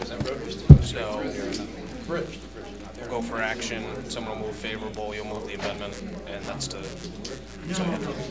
Okay, thank you. we'll clean that one up. You'll clean it up. Got it. Thank you so much.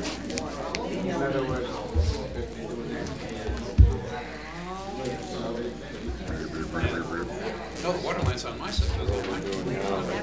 So, again, it comes down to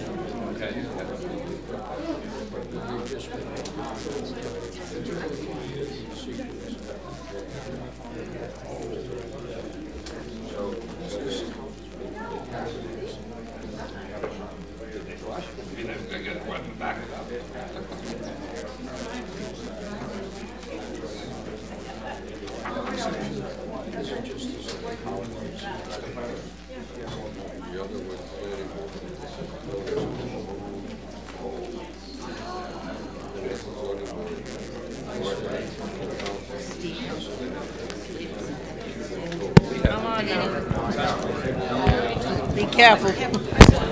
Your pockets.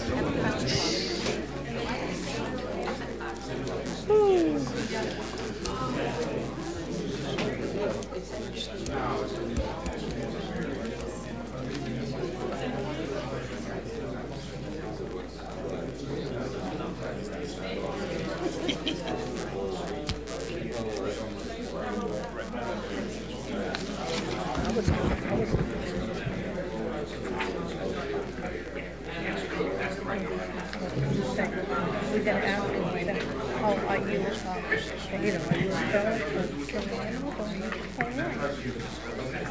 I get a copy of one of those. Oh, yeah. There's a sign-in sheet here, too, if you want to talk about anything. Sure. You don't want to talk about Just anything? to listen. For just a regular docket, not chocolate, right? Right here. There you go. From our wall, down at the end, of the street. I know it, I should know it.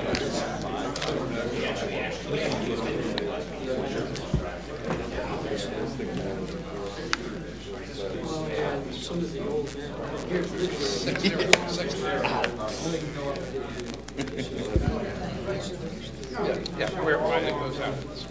Oh,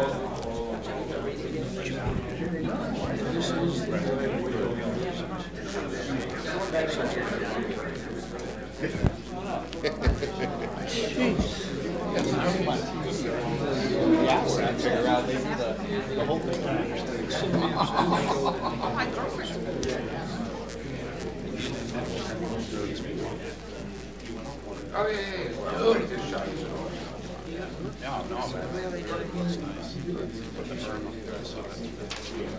Chocolate pie, why?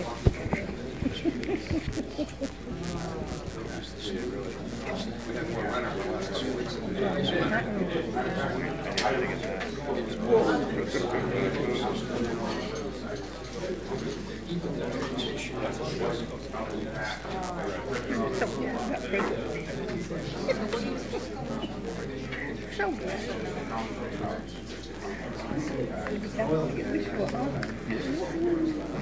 Accurate. Yeah.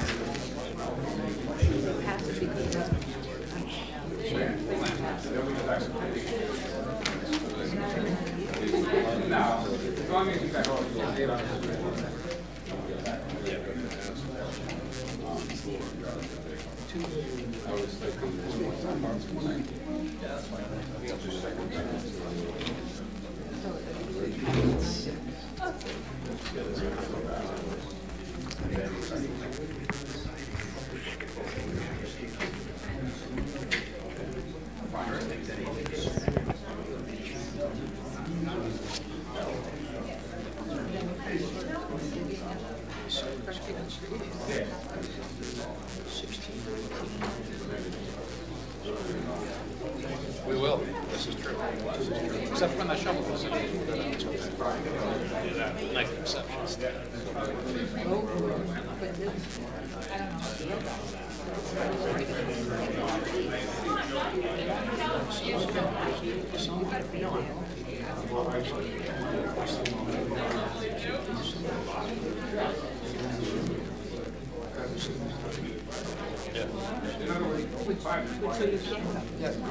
Be no reason to.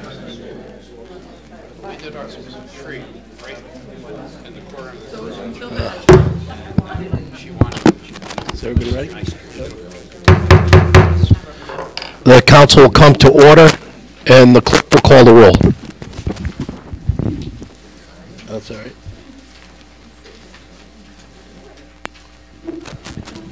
Councilmember Rolla. Here. Mr. Qualley. Here. Mr. Howe. Here. Mr. Lattiser. Here. Mr. McAllister. Here. Mr. McElroy. Here. Mr. Riggs. Here. Mr. Sinapi. Here. Ms. Travis. Here.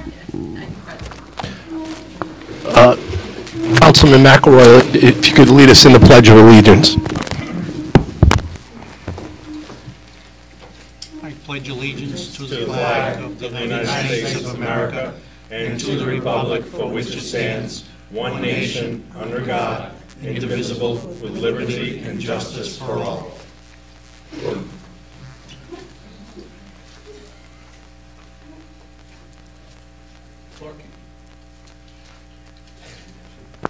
We're going to play the national anthem. Two jobs.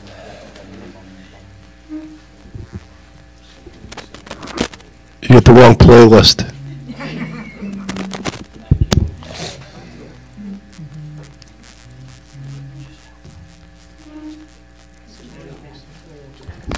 Mr. McKay, you going to sing for us?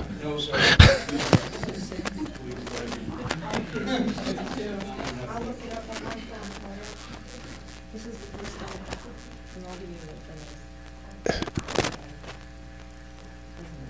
we replace it with a moment of silence? Yeah, why don't we just, oh, thank you.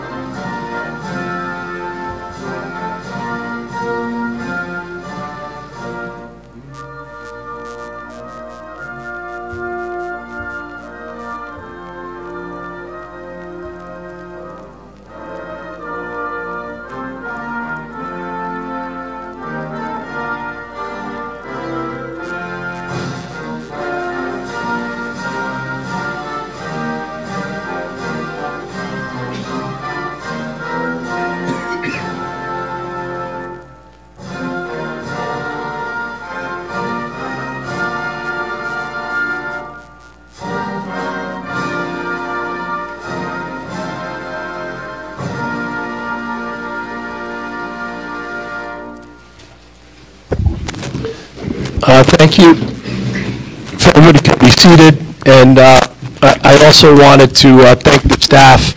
And as I'm sitting with Mr. McKay, we are in a temporary situation because we had a leak at the council chambers and it's under construction. So as you can see, we're sharing microphones and tables, and it's not the best situation to be in, but we're trying to make a good situation work, and I appreciate all the staff's time for everything they're doing to accommodate us, including the paper signs with our name on them that tip over occasionally.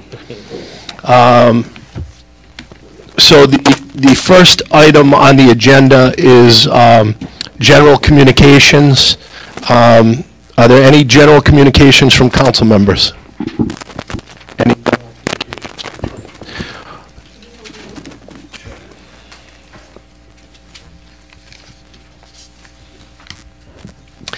I did want to make a statement regarding something that should be coming out in the press within the next few days, and that has to do with an incident that occurred back in 2012 and 2015 regarding contracts that were negotiated by the Avedisian administration with the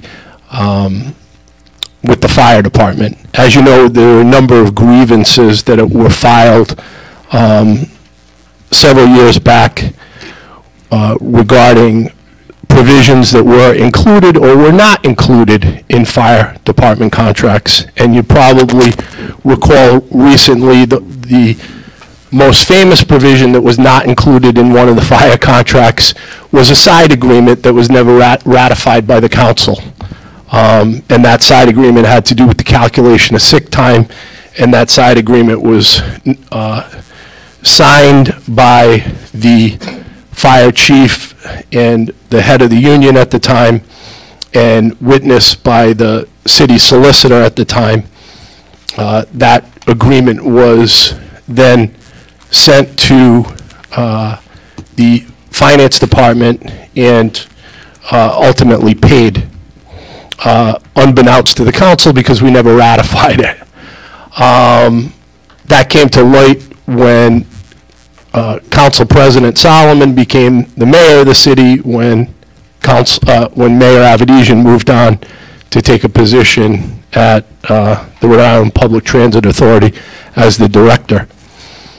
Meanwhile, the arbitration continued on a provision having to do with pension and what pension new firefighters should go into, whether it should be Pension 1, which had more lucrative benefits, or Pension 2, which was designed to save the city a tremendous amount of money and still be able to provide the services that we needed to our constituents. There was an ordinance passed, I believe it was in 1992, that said all new hirees would be put into pension system number 2. That provision was mysteriously left out of the contracts negotiated by the Avedisian administration in 2012 and 2015. Past councils had ratified that agreement with the understanding that it complied with all local laws, including ordinances regarding which tier new firefighters would go into. There's a lot of legalese that goes into contracts. You know, you rely on your attorney and legal counsel to tell you the meaning of contracts. You know, many of my colleagues at the time that voted on the contracts were not attorneys, and even if you were an attorney, you'd probably have to be a labor relations attorney to really understand those provisions. But it was, again, represented to the council at the time that the new firefighters were going into pension system 2 in accordance with the ordinance that previous councils had passed. Several years after that first contract was signed, the municipal collective bargaining group for the firefighters appealed or filed a grievance saying that all new firefighters need to go into tier 2, tier 1 and not tier 2 in accordance with the ordinance. Mayor Avedisian at the time said, no, that was not my intent. That's not what we negotiated.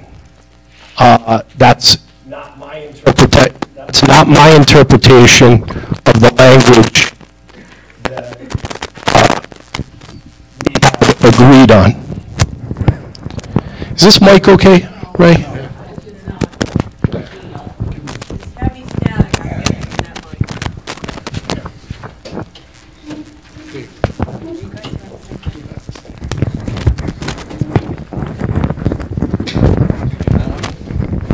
If that happens again, please tell me. I just could hear. Yeah, that's fine.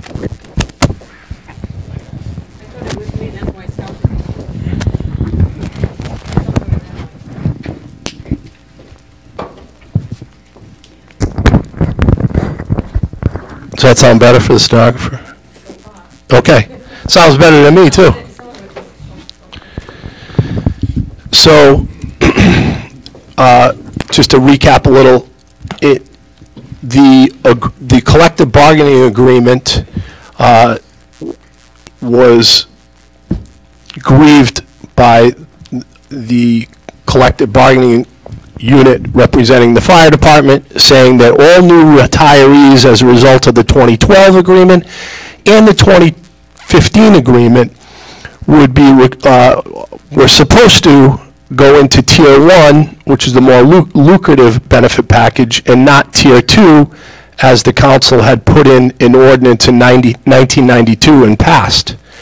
Mayor Avedisian's administration said that that was wrong, that that's not what they intended, that that's not what they negotiated in both collective bargaining agreements. They defended it and argued it. And my understanding is today or tomorrow or shortly this week, the American Arbitration Association, which is a series of arbitrators that heard the case, said that since the language that was not put into the contract that was negotiated by the Avedisian administration was not in there, all new firefighters have to go in the more lucrative pension fund, which is tier 1, which calculations put that about $2.4 million. So not too long ago, we had a State of the City address where Mayor Solomon laid out issues that may or may not come to fruition. This is one of the issues that have come to fruition, that, you know, we're stuck with however that was negotiated not being put into the agreement. What this does to budgeting planning, implementing ideas and budgets to fix aging schools, playgrounds, road resurfacing, recreational facilities, taxes. $2.4 million of that money will be going to the retirement fund for new firefighters hired after 2012, because that's what they claim they negotiated. To say it's infuriating to this councilman would be an understatement, but it's just more that comes out every day that Mayor Solomon's been in office, that there's only so many time bombs that go off. I can't wait for the day when they stop going off, but it seems like every week we turn around, there's another time bomb that goes off, and this is another one. So I appreciate everybody's patience. I know I was absent during most of the subcommittee meetings dealing with the news of the issuance of that decision. And I understand from talking to Mayor Solomon how upset he is about it also. So we may have further remedies that we can take. We're exploring all options, but people need to understand that when bills come due, that they weren't created, in this case, with this administration or this council. These were mistakes that were made 6 years ago, and representations that were made confidently by the city's solicitors that the meaning of the language and the intent of the language that they had negotiated meant X, and it didn't. How you're supposed to interpret that, how you're supposed to argue that with city solicitors that tell you that that's not the meaning, is beyond me, especially for the members of the city council that don't have law degrees and rely on their counsel to give them advice.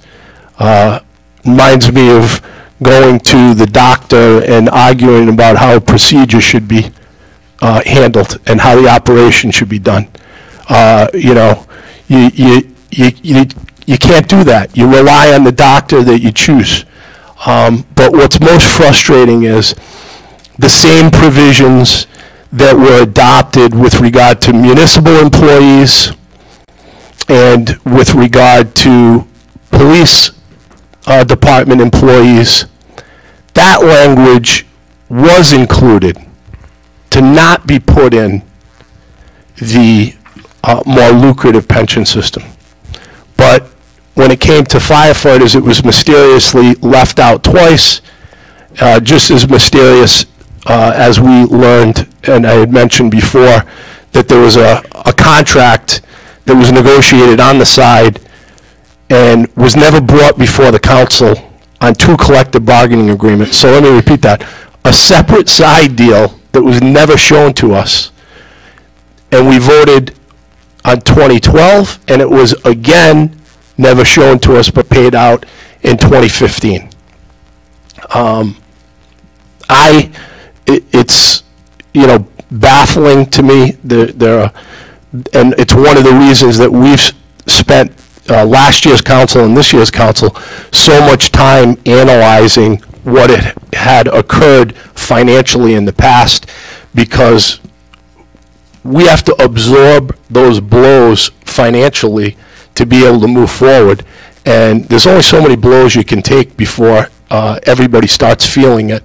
And people need to understand why it happened and how it happened. And hopefully I've articulated it appropriately. And if I haven't and people want to talk to me, I'll be glad to talk to you some more about it. But with that said, I do know that we have, I don't think we have any other general communications or executive communications. we do have a stenographer present, and we do have 2 public hearings regarding development. So without any objections to council members, I'd like to move to those public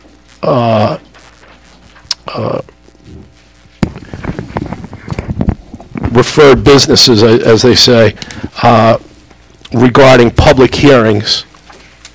And the first item that I'd ask for a recommendation from land use is PCO 519, an ordinance amending the zoning ordinance of the City of Warwick. Joanne DeCenzo, individually and in her capacity as administratrix of the estate of Joseph DeCenzo and Josephine, well, it says Joseph DeCenzo III, who are the petitioners. Do I have a recommendation to open the public hearing from land use? Recommend opening the public hearing. Okay.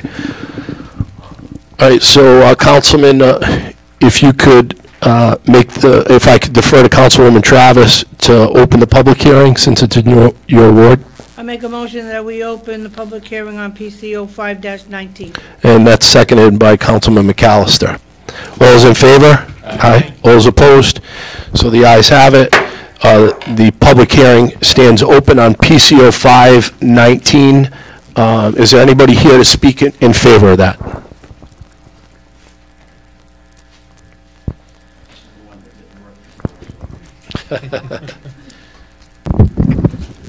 I think it works. Yeah.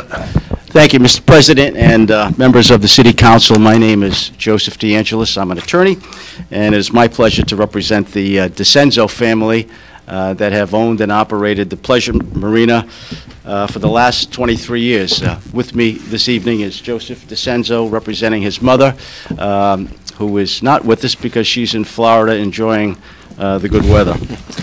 This is an application seeking to change the zone for 3 parcels of land located within the perimeter of the Pleasure Marina, lots 542, 543, and 544. We were last before the City Council last August, August 15th to be exact, seeking a change in the future land use map, which was approved unanimously by the City Council. That change in the land use map was also approved on November 5th of 2018 by statewide planning. This is the 3rd in a 4-step process. We've been before the planning board on 2 occasions and received favorable recommendations from the planning board. I provided to the members of the City Council a little booklet containing those recommendations and also containing the extensive report prepared by Ed Pimentel, a noted planner.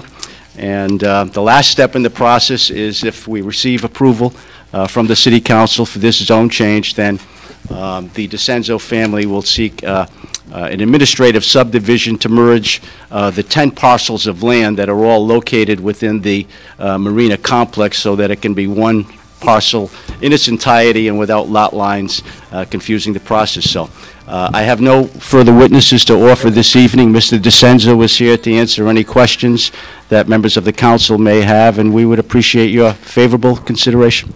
Okay, thank you. Are there any questions from council members? Any questions from council members on the subdivision? Is Mr. DePasquale here? If you could give us the planning department's recommendation. Yes, Mr. President, members of this honorable board, the planning department has actually worked with the petitioners, and this council has actually reviewed the future land use map change several months ago. This is again, as council says, the next step in a long process of basically cleaning up some lots that were zoned residential, but waterfront business. So on March 14, 2018, the planning board, and it should be in your packet, gave a recommendation for positive recommendation for this change in zoning, and that would comport with the future land use map change to waterfront business. Essentially, this would aggregate all the lots into one or two lots and make them uniform in its zoning. And again, this is house cleaning, long process, but a required process through state law and through local planning. The petition has been incredibly helpful throughout the process, responding to all the requests of the planning department in terms of aggregating these lots and rezoning these lots. We support this 100% as a planning department, and the planning board voted in favor unanimously for this recommendation to go to this honorable body for favorable consideration. Thank you. Is there any questions from Mr. Di Pasquale on this? No? Okay. Thank you, Mr. Di Pasquale. Is there anybody else to speak in favor of the petition? Is there anybody else to speak in favor of the petition? Is there anybody else to speak in favor of the petition? If not, is there anybody here to speak against the petition? Is there anybody here to speak against the petition? Is there anybody here to speak against the petition?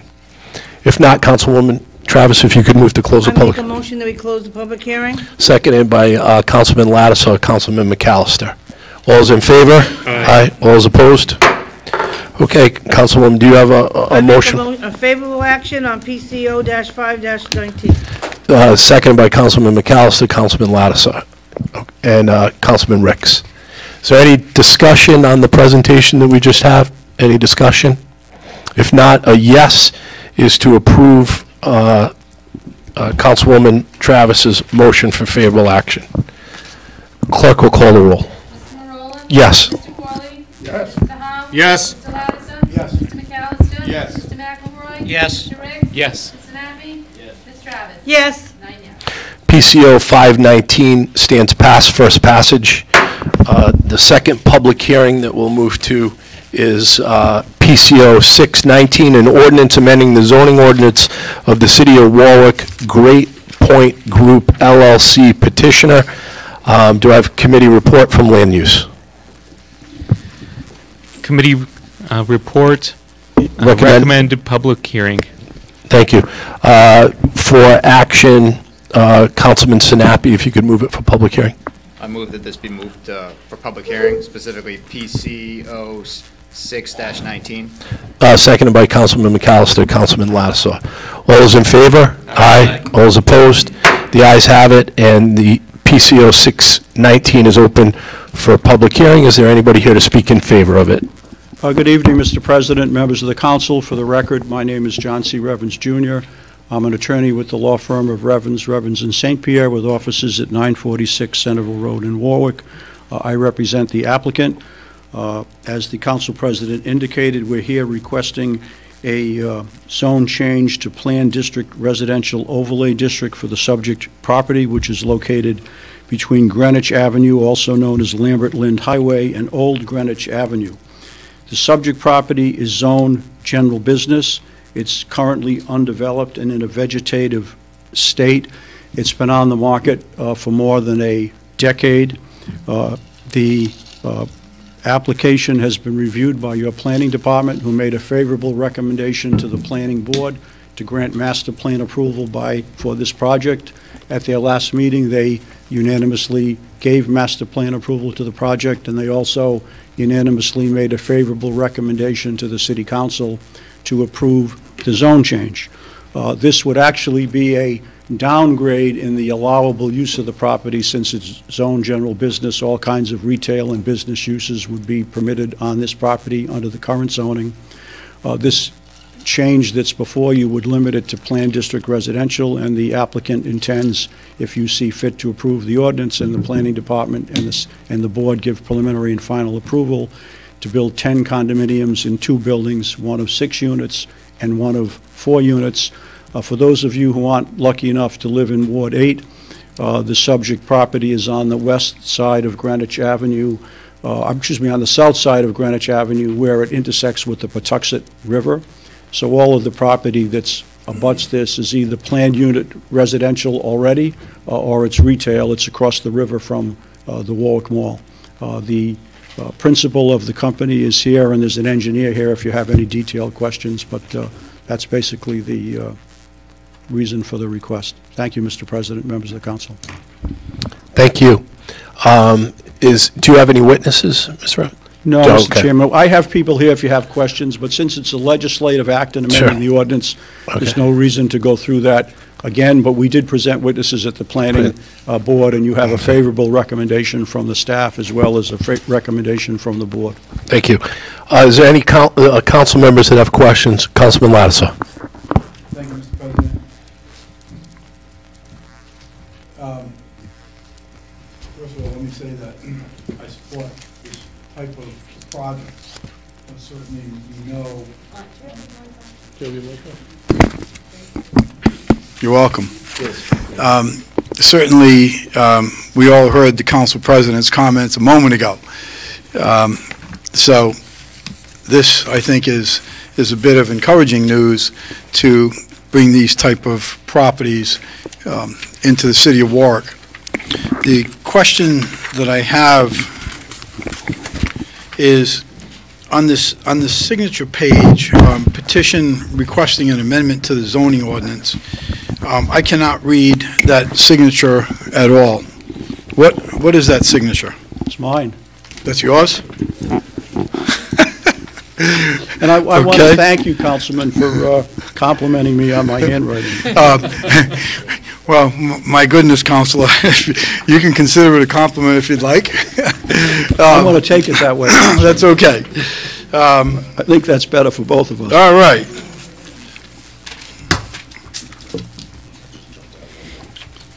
I will make note of that signature. Thank you. Other than that, Mr. President, I don't have any questions. Thank you. Does any other council members have any other questions?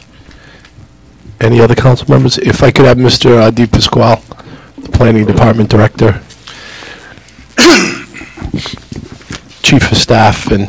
Thank you again, Mr. President. More titles than a black belt there, Mr. Chair. Honorable members of the City Council, once again, the Planning Board, of the Planning Department gave a positive recommendation to the Planning Board, and the Planning Board did give their affirmative action for support of this PDR overlay, and it was unanimous. We all understand this parcel is very constrained, it would appear, but it is own general business, and some of the fears that we had as a Planning Department is a fast food or a coffee shop or something that generated a lot more traffic than 10 residential units. We all need, we know we need more residential housing stock in this city. We understand the area is also constrained, so this is a very good marriage between a difficult parcel and a good reuse of property. As you well know, both to the northeast and southwest are two PDR, or what we call multifamily zoning districts. So it's in conformity with the comprehensive plan. And I think the memorandum that we have to you kind of cites those comprehensive plan findings, in particular, to give you a great deal of comfort that this development and proposed overlay is something that this honorable board could support. Thank you for the department's recommendation. Is there any questions of Mr. DePasquale on his recommendations? If not, could I have a motion from Mr. Sinop? Oh, excuse me. Is there anybody else here to speak in favor of the project? Anybody else here to speak in favor of the project? Anybody else here to speak in favor of the project? Is there anybody here to speak against the project? Is there anybody here to speak against the project? Is there anybody here to speak against the project? If not, Councilman Sinapi, if you could move to close the public hearing. Move to close public hearing. Seconded by Councilman McAllister, Councilman Lattiser, Councilman Ricks. All right, all those in favor? All right, all those opposed? The public hearing stands closed. Councilman Sinapi, if you could move this. Move favorable action on PCO 6-19. Seconded by Councilman McAllister, Councilwoman Travis, Councilman Lattiser, Councilman Ricks. Thank you. Is there any discussion regarding the presentation or questions or amendments that any council members have to this legislation? Just like to know, I went to one of the... If you could use your mic. Just got to hold it close. Yeah, you got to hold it close. I went to one of the meetings, the planning or zoning for this project, and developer was able to address all the concerns raised, and it sounds like a great project. And as noted by the councilor, this land is not being used at all right now. There's no reason why this wouldn't be perfect for it. Thank you. And I think many times people watching at home figure out all the steps that a person or an entity has to go through before they get to the council, including several public hearings that have already occurred with the planning department on an issue like this that comes before the council. So a lot of times people sitting at home say, why isn't there anybody here asking questions? Or when we've already had 2 public meetings, this is the culmination of a third. And a lot of times it's private meetings too. So thank you for enlightening us on what had happened in the past. Is there anybody else that would like to speak on this? If not, it's been moved and seconded. A yes is for favorable action on PCO 619. The clerk will call the roll. Mr. Marola? Yes. Mr. Corley? Yes. Mr. Howe? Yes. Mr. Lattiser? Yes. Mr. McAllister? Yes. Mr. McElroy? Yes. Mr. Ricks? Yes. Mr. Sinapi? Yes. Ms. Travis? Yes. 9 yes. PCO 619 for first passage stands passed. Thank you, Mr. President. Thank you. Council. Thank you again, Councilman Lattiser. Thank you. You're welcome, sir. So let's go back to Rule 41, public comment, and we do have a sign-up sheet, and I believe there's one name on the sign-up sheet. It's Bill Russo. Is Mr. Russo here? He is. Okay, so I'm gonna read this into the record, which I do. Yes. You didn't accept the minutes from the council meeting on March 4th. Yeah, I'll get to that. I just wanted to get to public. I'll get it. Yep. I kind of skipped around, so thank you for that. But Mr. Russo, let me read this into the record before you speak. Rule 41, after the general communications and prior to the consent calendar at each council public meeting, hearing meeting, there shall be a 15-minute period during which citizens may comment about Warwick City government issues, subject to the following stipulations. The total period of time for public comment shall be 15 minutes. Comments need to be brief in order to allow as many residents as possible to participate. The topics for comment shall be issues directly affecting city government. City council members will not respond to questions during the public comment period. The public comment session will terminate at the expiration of 15 minutes. Wherever this position requires requires unanimous consent. Mr. Russo, you intend to speak? And if you could just introduce yourself for the record. Thank you, Mr. Count.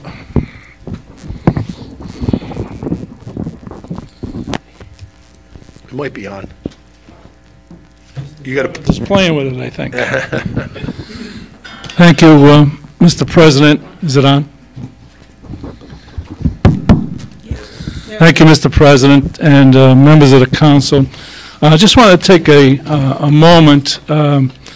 You did take a lot of fire from what I had to say and importance in what I had to say, Mr. President, when you talked about the contractual issue. That hurts. Just in thinking about it, my mind immediately went to an old comedian. He had a favorite saying. His name was Flip Wilson, and he used to play a character named Geraldine, and he used to quip, what you see is what you get. And I think I've been on the other side of contract negotiations, never had those issues. I spent 34 years with the Warwick Police, and being a member of the FOP and contractual issues and negotiating committees and accepting and these agreements and so forth. And I just think that was very poor decision on these arbitrators' behalfs. It really throws a monkey wrench into all of the finances of the city. The way I would tackle some of the finances is going to be not so well heard, I guess. I would attempt to tackle some of these finances by looking at the big picture, and part of it is I follow the pilot program, the payment in lieu of taxes, with the city airport, the state airport. And as a host city, and as they've taken 1,100 acres of our land, and I think, Councilman, you talked about close to 400 properties over the years since 1930. When I first started studying about the airport, the term quasi-public agency came up. So I started looking that up, and I found a Brown University study on it. It was 28 pages, and the last paragraph concluded that they still didn't know what a state quasi-public agency was. And this is Brown University educators. But in that vein, I was thinking about something about how to save some money, and my approach is, take one bite of the elephant at a time. But on a recent visit to the Rhode Island Airport Corporation's website, I noticed they have a surplus property sales. And my thinking would be to place the city in a position to review their quasi-public property before it's allowed to be sold to the general public. I noticed the mayor has gone on record in the State of the City address and so forth. Their relationship is good now. Let's make it better. Let's get some liaison there. I'm sure the corporation does not buy cheap equipment, and the navigational needs have got to be top shelf. And the state has given them money, although they've scooped some money from them. But I think that maybe there's a fire truck or two, or an old rescue, or some kind of vehicle that's available, or whether it be furniture or whatever. And I'm also thinking about the fact that last year our president changed the corporate regulations on taxes, where some of these corporations were paying 35%. Well, now they've been reduced to 21%. So there's 14% money. I mean, how would the city like to make 14% in 1 year because of a tax law change? And that's what the airport has gathered. So anyway, that's my little speech for tonight. Again, your opening remarks on that really took the thunder away from me. I mean, it's another $2.5 million that we're all going to be looking at, and I agree, everybody should be aware of that. So when they start complaining, where's the snow plow that didn't plow my street? Where's the grass cutting? Where's the tree trimming? Where's this? Where's that? They can look back to some things like this. Thank you. Thank you, Mr. Russo. I did want to take an opportunity to introduce the new Warwick Fire Department Chief, Fire Chief McMichael, if you could just stand up and be recognized. Congratulations. And good luck, I guess, is what we have to say.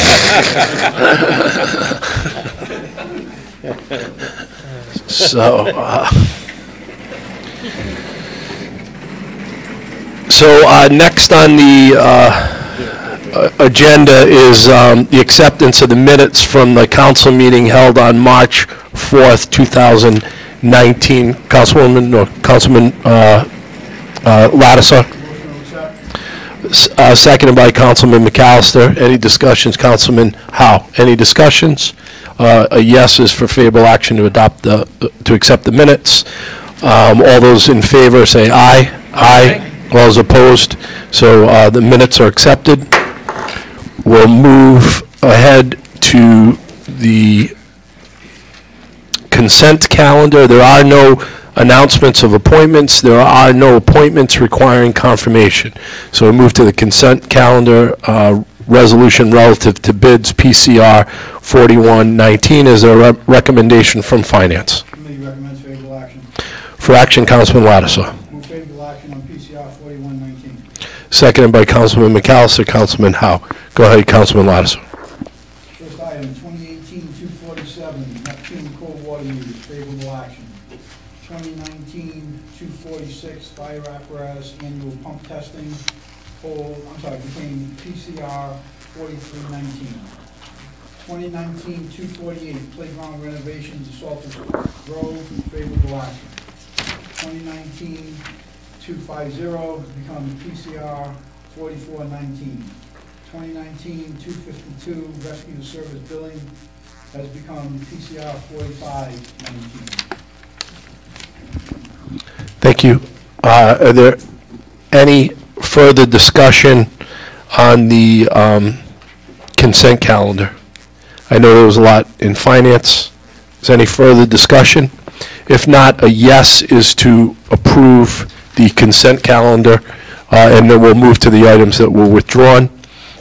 Again, a yes is to approve it. The clerk will call the roll. Mr. Marola? Yes. Mr. Corley? Yes. Mr. Howe? Yes. Mr. Lattiser? Yes. Mr. McAllister? Yes. Mr. McElroy? Yes. Mr. Ricks? Yes. Mr. Sinapi? Yes. Ms. Travis? Yes. 9 yes. Consent calendar stands passed.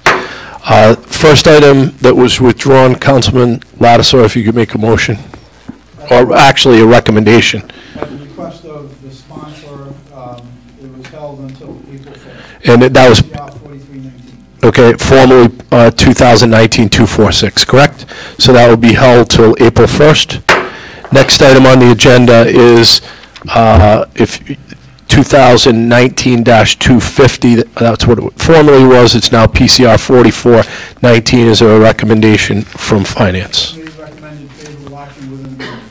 Okay, and for action, Councilman Lattiser, if you could move it.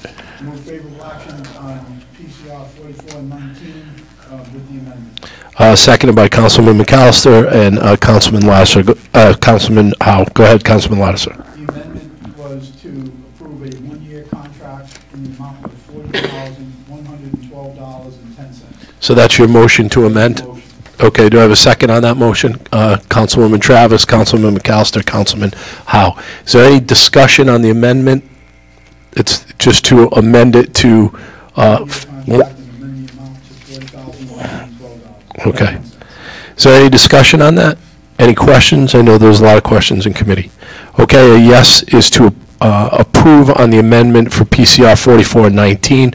The clerk will call the roll. Mr. Marola? Yes. Mr. Corley? Yes. Mr. Howe? Yes. Mr. Lattiser? Yes. Mr. McAllister? Yes. Mr. McElroy? Yes. Mr. Ricks? Yes. Mr. Sinapi? Ms. Travis? Yes. 9 yes. The amendment stands passed. If you could move it as amended, Councilman Lattiser. Favorable action on PCR 4419 as amended. Seconded by Councilwoman Travis, Councilman McAllister, Councilman Howe. Any discussion on PCR 4419 as amended? Any discussion? If not, yes is to approve it as amended. Clerk will call the roll. Mr. Marola? Yes. Mr. Corley? Yes. Mr. Howe? Yes. Mr. Lattiser? Yes. Mr. McAllister? Yes. Mr. McElroy? Yes. Mr. Ricks? Yes. Mr. Sinapi? Yes. Ms. Travis? Yes. 9 yes. PCR 4419 as amended stands passed. We'll move on to formally 2019-252, now PCR 45-19. We could have a recommendation from Finance. Committee recommended favorable action with an amendment. Okay, and if you could move it as, if you could move it for favorable action. Favorable action on PCR 4519. So you're going to get a second? Yeah, okay, we'll get a second from Councilman McAllister, Councilman Howe.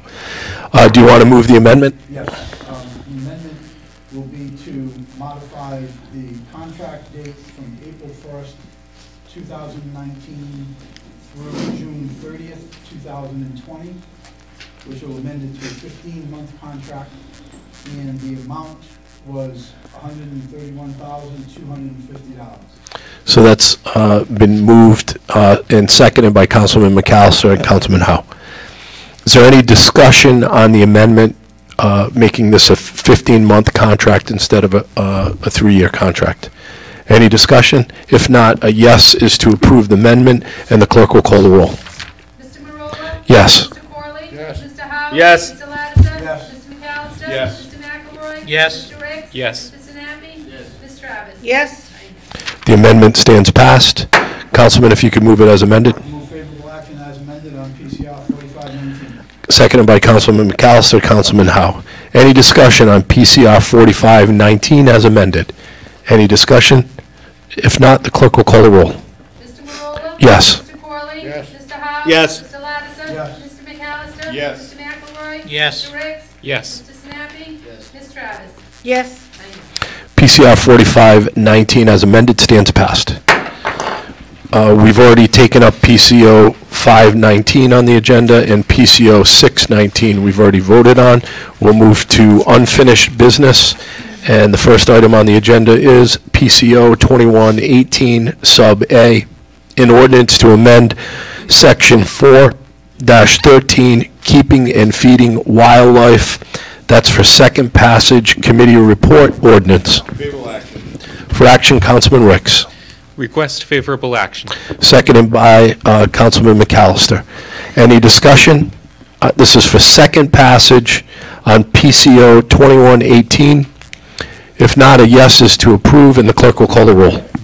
Mr. Marola? Yes. Mr. Corley? Yes. Mr. Howe? Yes. Mr. Lattiser? Yes. Mr. McAllister? Yes. Mr. McElroy? Yes. Mr. Ricks? Yes. Mr. Sinapi? Yes. Ms. Travis? Abstain. PCO 2118 stands passed on second passage. Yes, Councilwoman. Abstained. I wasn't here for the first hearing. Okay.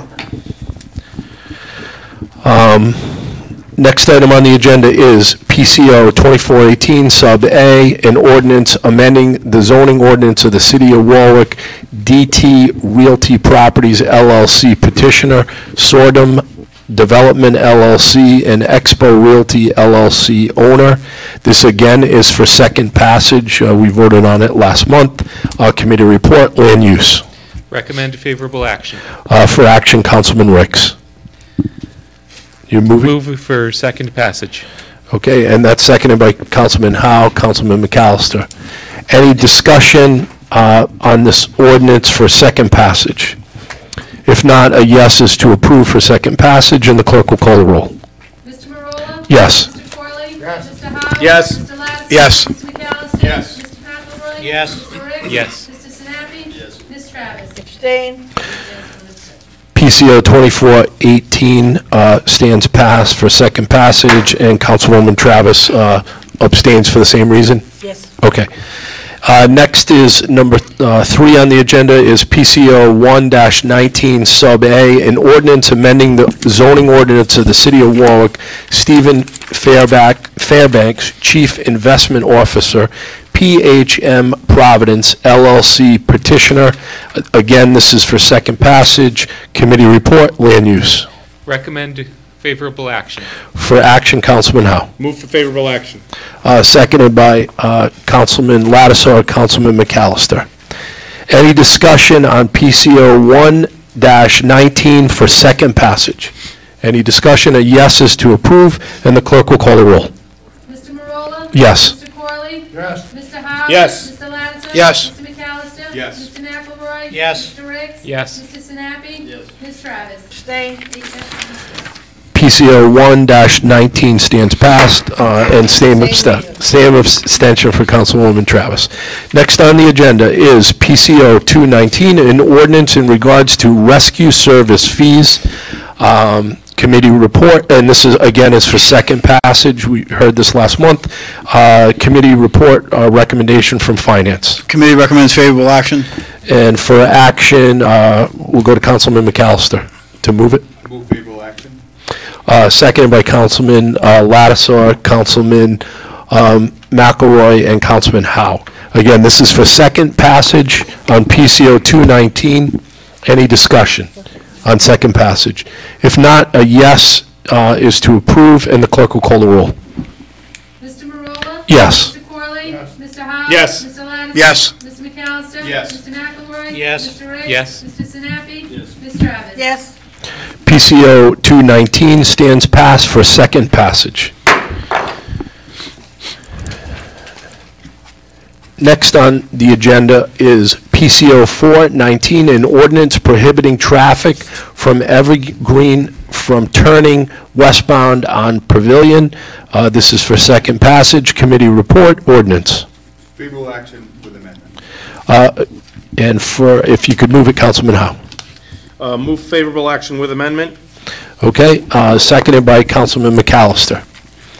Do you want to move the amendment? Move the amendment, motion to delete Section 2 of the ordinance to maintain a two-way traffic on Pavilion. Okay, seconded by Councilman Howe. Is there any discussion on the amendment? I know there's a lot of discussion in committee about it, and this will again require a second passage because we're amending it, so it'll come up again next month. Any discussion on the amendment? If not, a yes is to approve, and the clerk will call the roll. Mr. Marola? Yes. Mr. Corley? Mr. Howe? Yes. Mr. Lattiser? Yes. Mr. McAllister? Yes. Mr. McElroy? Yes. Mr. Ricks? Yes. Mr. Sinapi? Ms. Travis? Yes. 9 yes. The amendment stands passed. If you could move it as amended, Councilman Howe. Move for favorable action as amended. Seconded by Councilman McAllister. Any discussion on PCO 419 as amended? This will not be second passage because it was amended, so it will be back to first passage. Any discussion on this? If not, a yes is to approve PCO 419 for first passage, and the clerk will call the roll. Mr. Marola? Yes. Mr. Corley? Mr. Howe? Yes. Mr. Lattiser? Yes. Mr. McAllister? Yes. Mr. McElroy? Yes. Mr. Ricks? Yes. Mr. Sinapi? Ms. Travis? Yes. 9 yes. PCO 419 stands pass as amended for first passage. Next on the agenda is PCO 1918, an ordinance in regards to working without a building permit. Committee report, ordinance. Favorable action with amendments. For action, if you could move it, Councilman Lattiser. Move favorable action with an amendment. Seconded by Councilman McAllister. Go ahead, Councilman Lattiser, if you could move the amendment. Yes, Mr. President, I will have the council solicitor read the amendment in the record.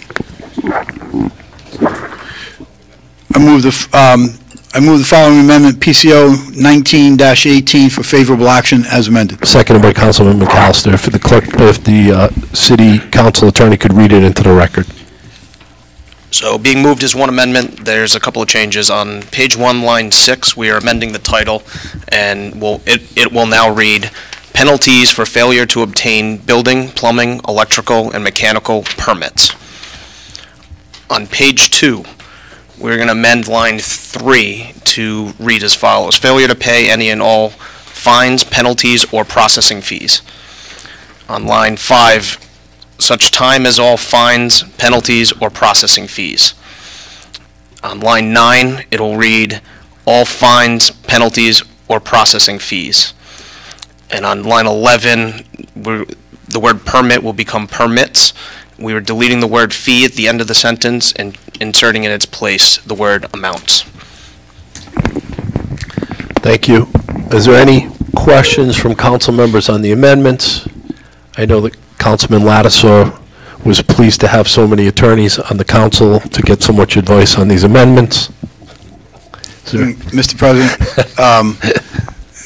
so far, you're the only one that hasn't signed on as a co-sponsor because you weren't here in committee. I'll sign as a co-sponsor. Okay, so it's been, the amendment has been moved and seconded, read into the record. I don't think there's any further questions because everybody participated in drafting it. So the clerk will call the roll. A yes is for favorable action on the amendment. Clerk will call the roll. Mr. Marola? Yes. Mr. Corley? Yes. Mr. Howe? Yes. Mr. Lattiser? Yes. Mr. McAllister? Yes. Mr. McElroy? Yes. Mr. Ricks? Yes. Mr. Sinapi? Ms. Travis? Yes. 9 yes. The amendment stands passed. If you could move it as amended. Move favorable action on PCO 19-18 as amended. Seconded by Councilman McAllister and Councilman Howe. Any discussion as amended, PCO 1918 for first passage? If there's no discussion, the clerk will call the roll. Mr. Marola? Yes. Mr. Corley? Yes. Mr. Howe? Yes. Mr. Lattiser? Yes. Mr. McAllister? Yes. Mr. McElroy? Yes. Mr. Ricks? Yes. Mr. Sinapi? Yes. Ms. Travis? Yes. 9 yes. PCO 1918 as amended stands passed for first passage.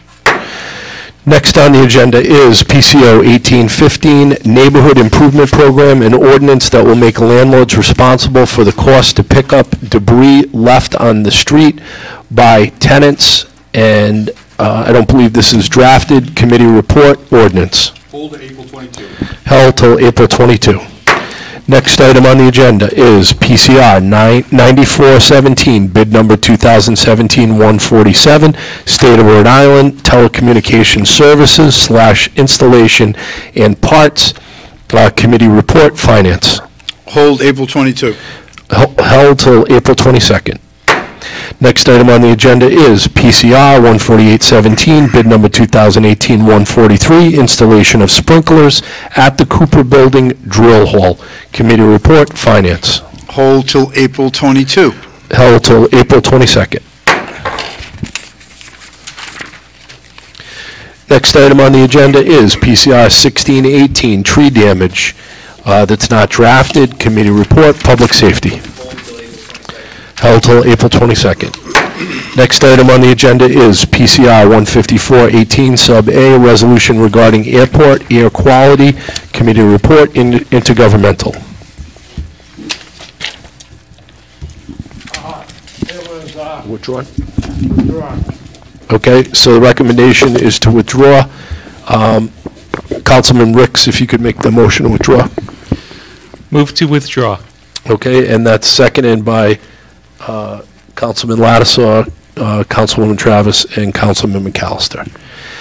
I do know that we are withdrawing the resolution regarding airport air quality because there was already a hearing, I believe, a week or so ago that the state reps and state senators had called for, and state officials were present and gave a briefing, which is what we were asking for and why the council had put it in the first place. So I understand why it's being withdrawn.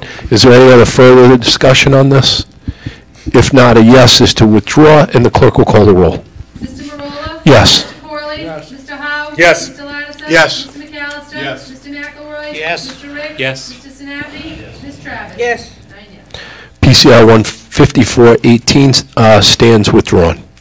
Next item on the agenda is PCR 919, a resolution requesting that the Rhode Island Airport Corporation consider additional factors in its 2019-14 CFR Part 150 noise study. That's not drafted. Committee report, intergovernmental.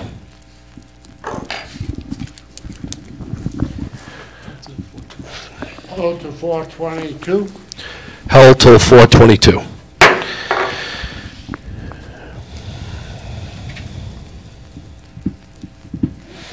Next item on the agenda is PCR 2119, a resolution relative to Educational Outreach Committee.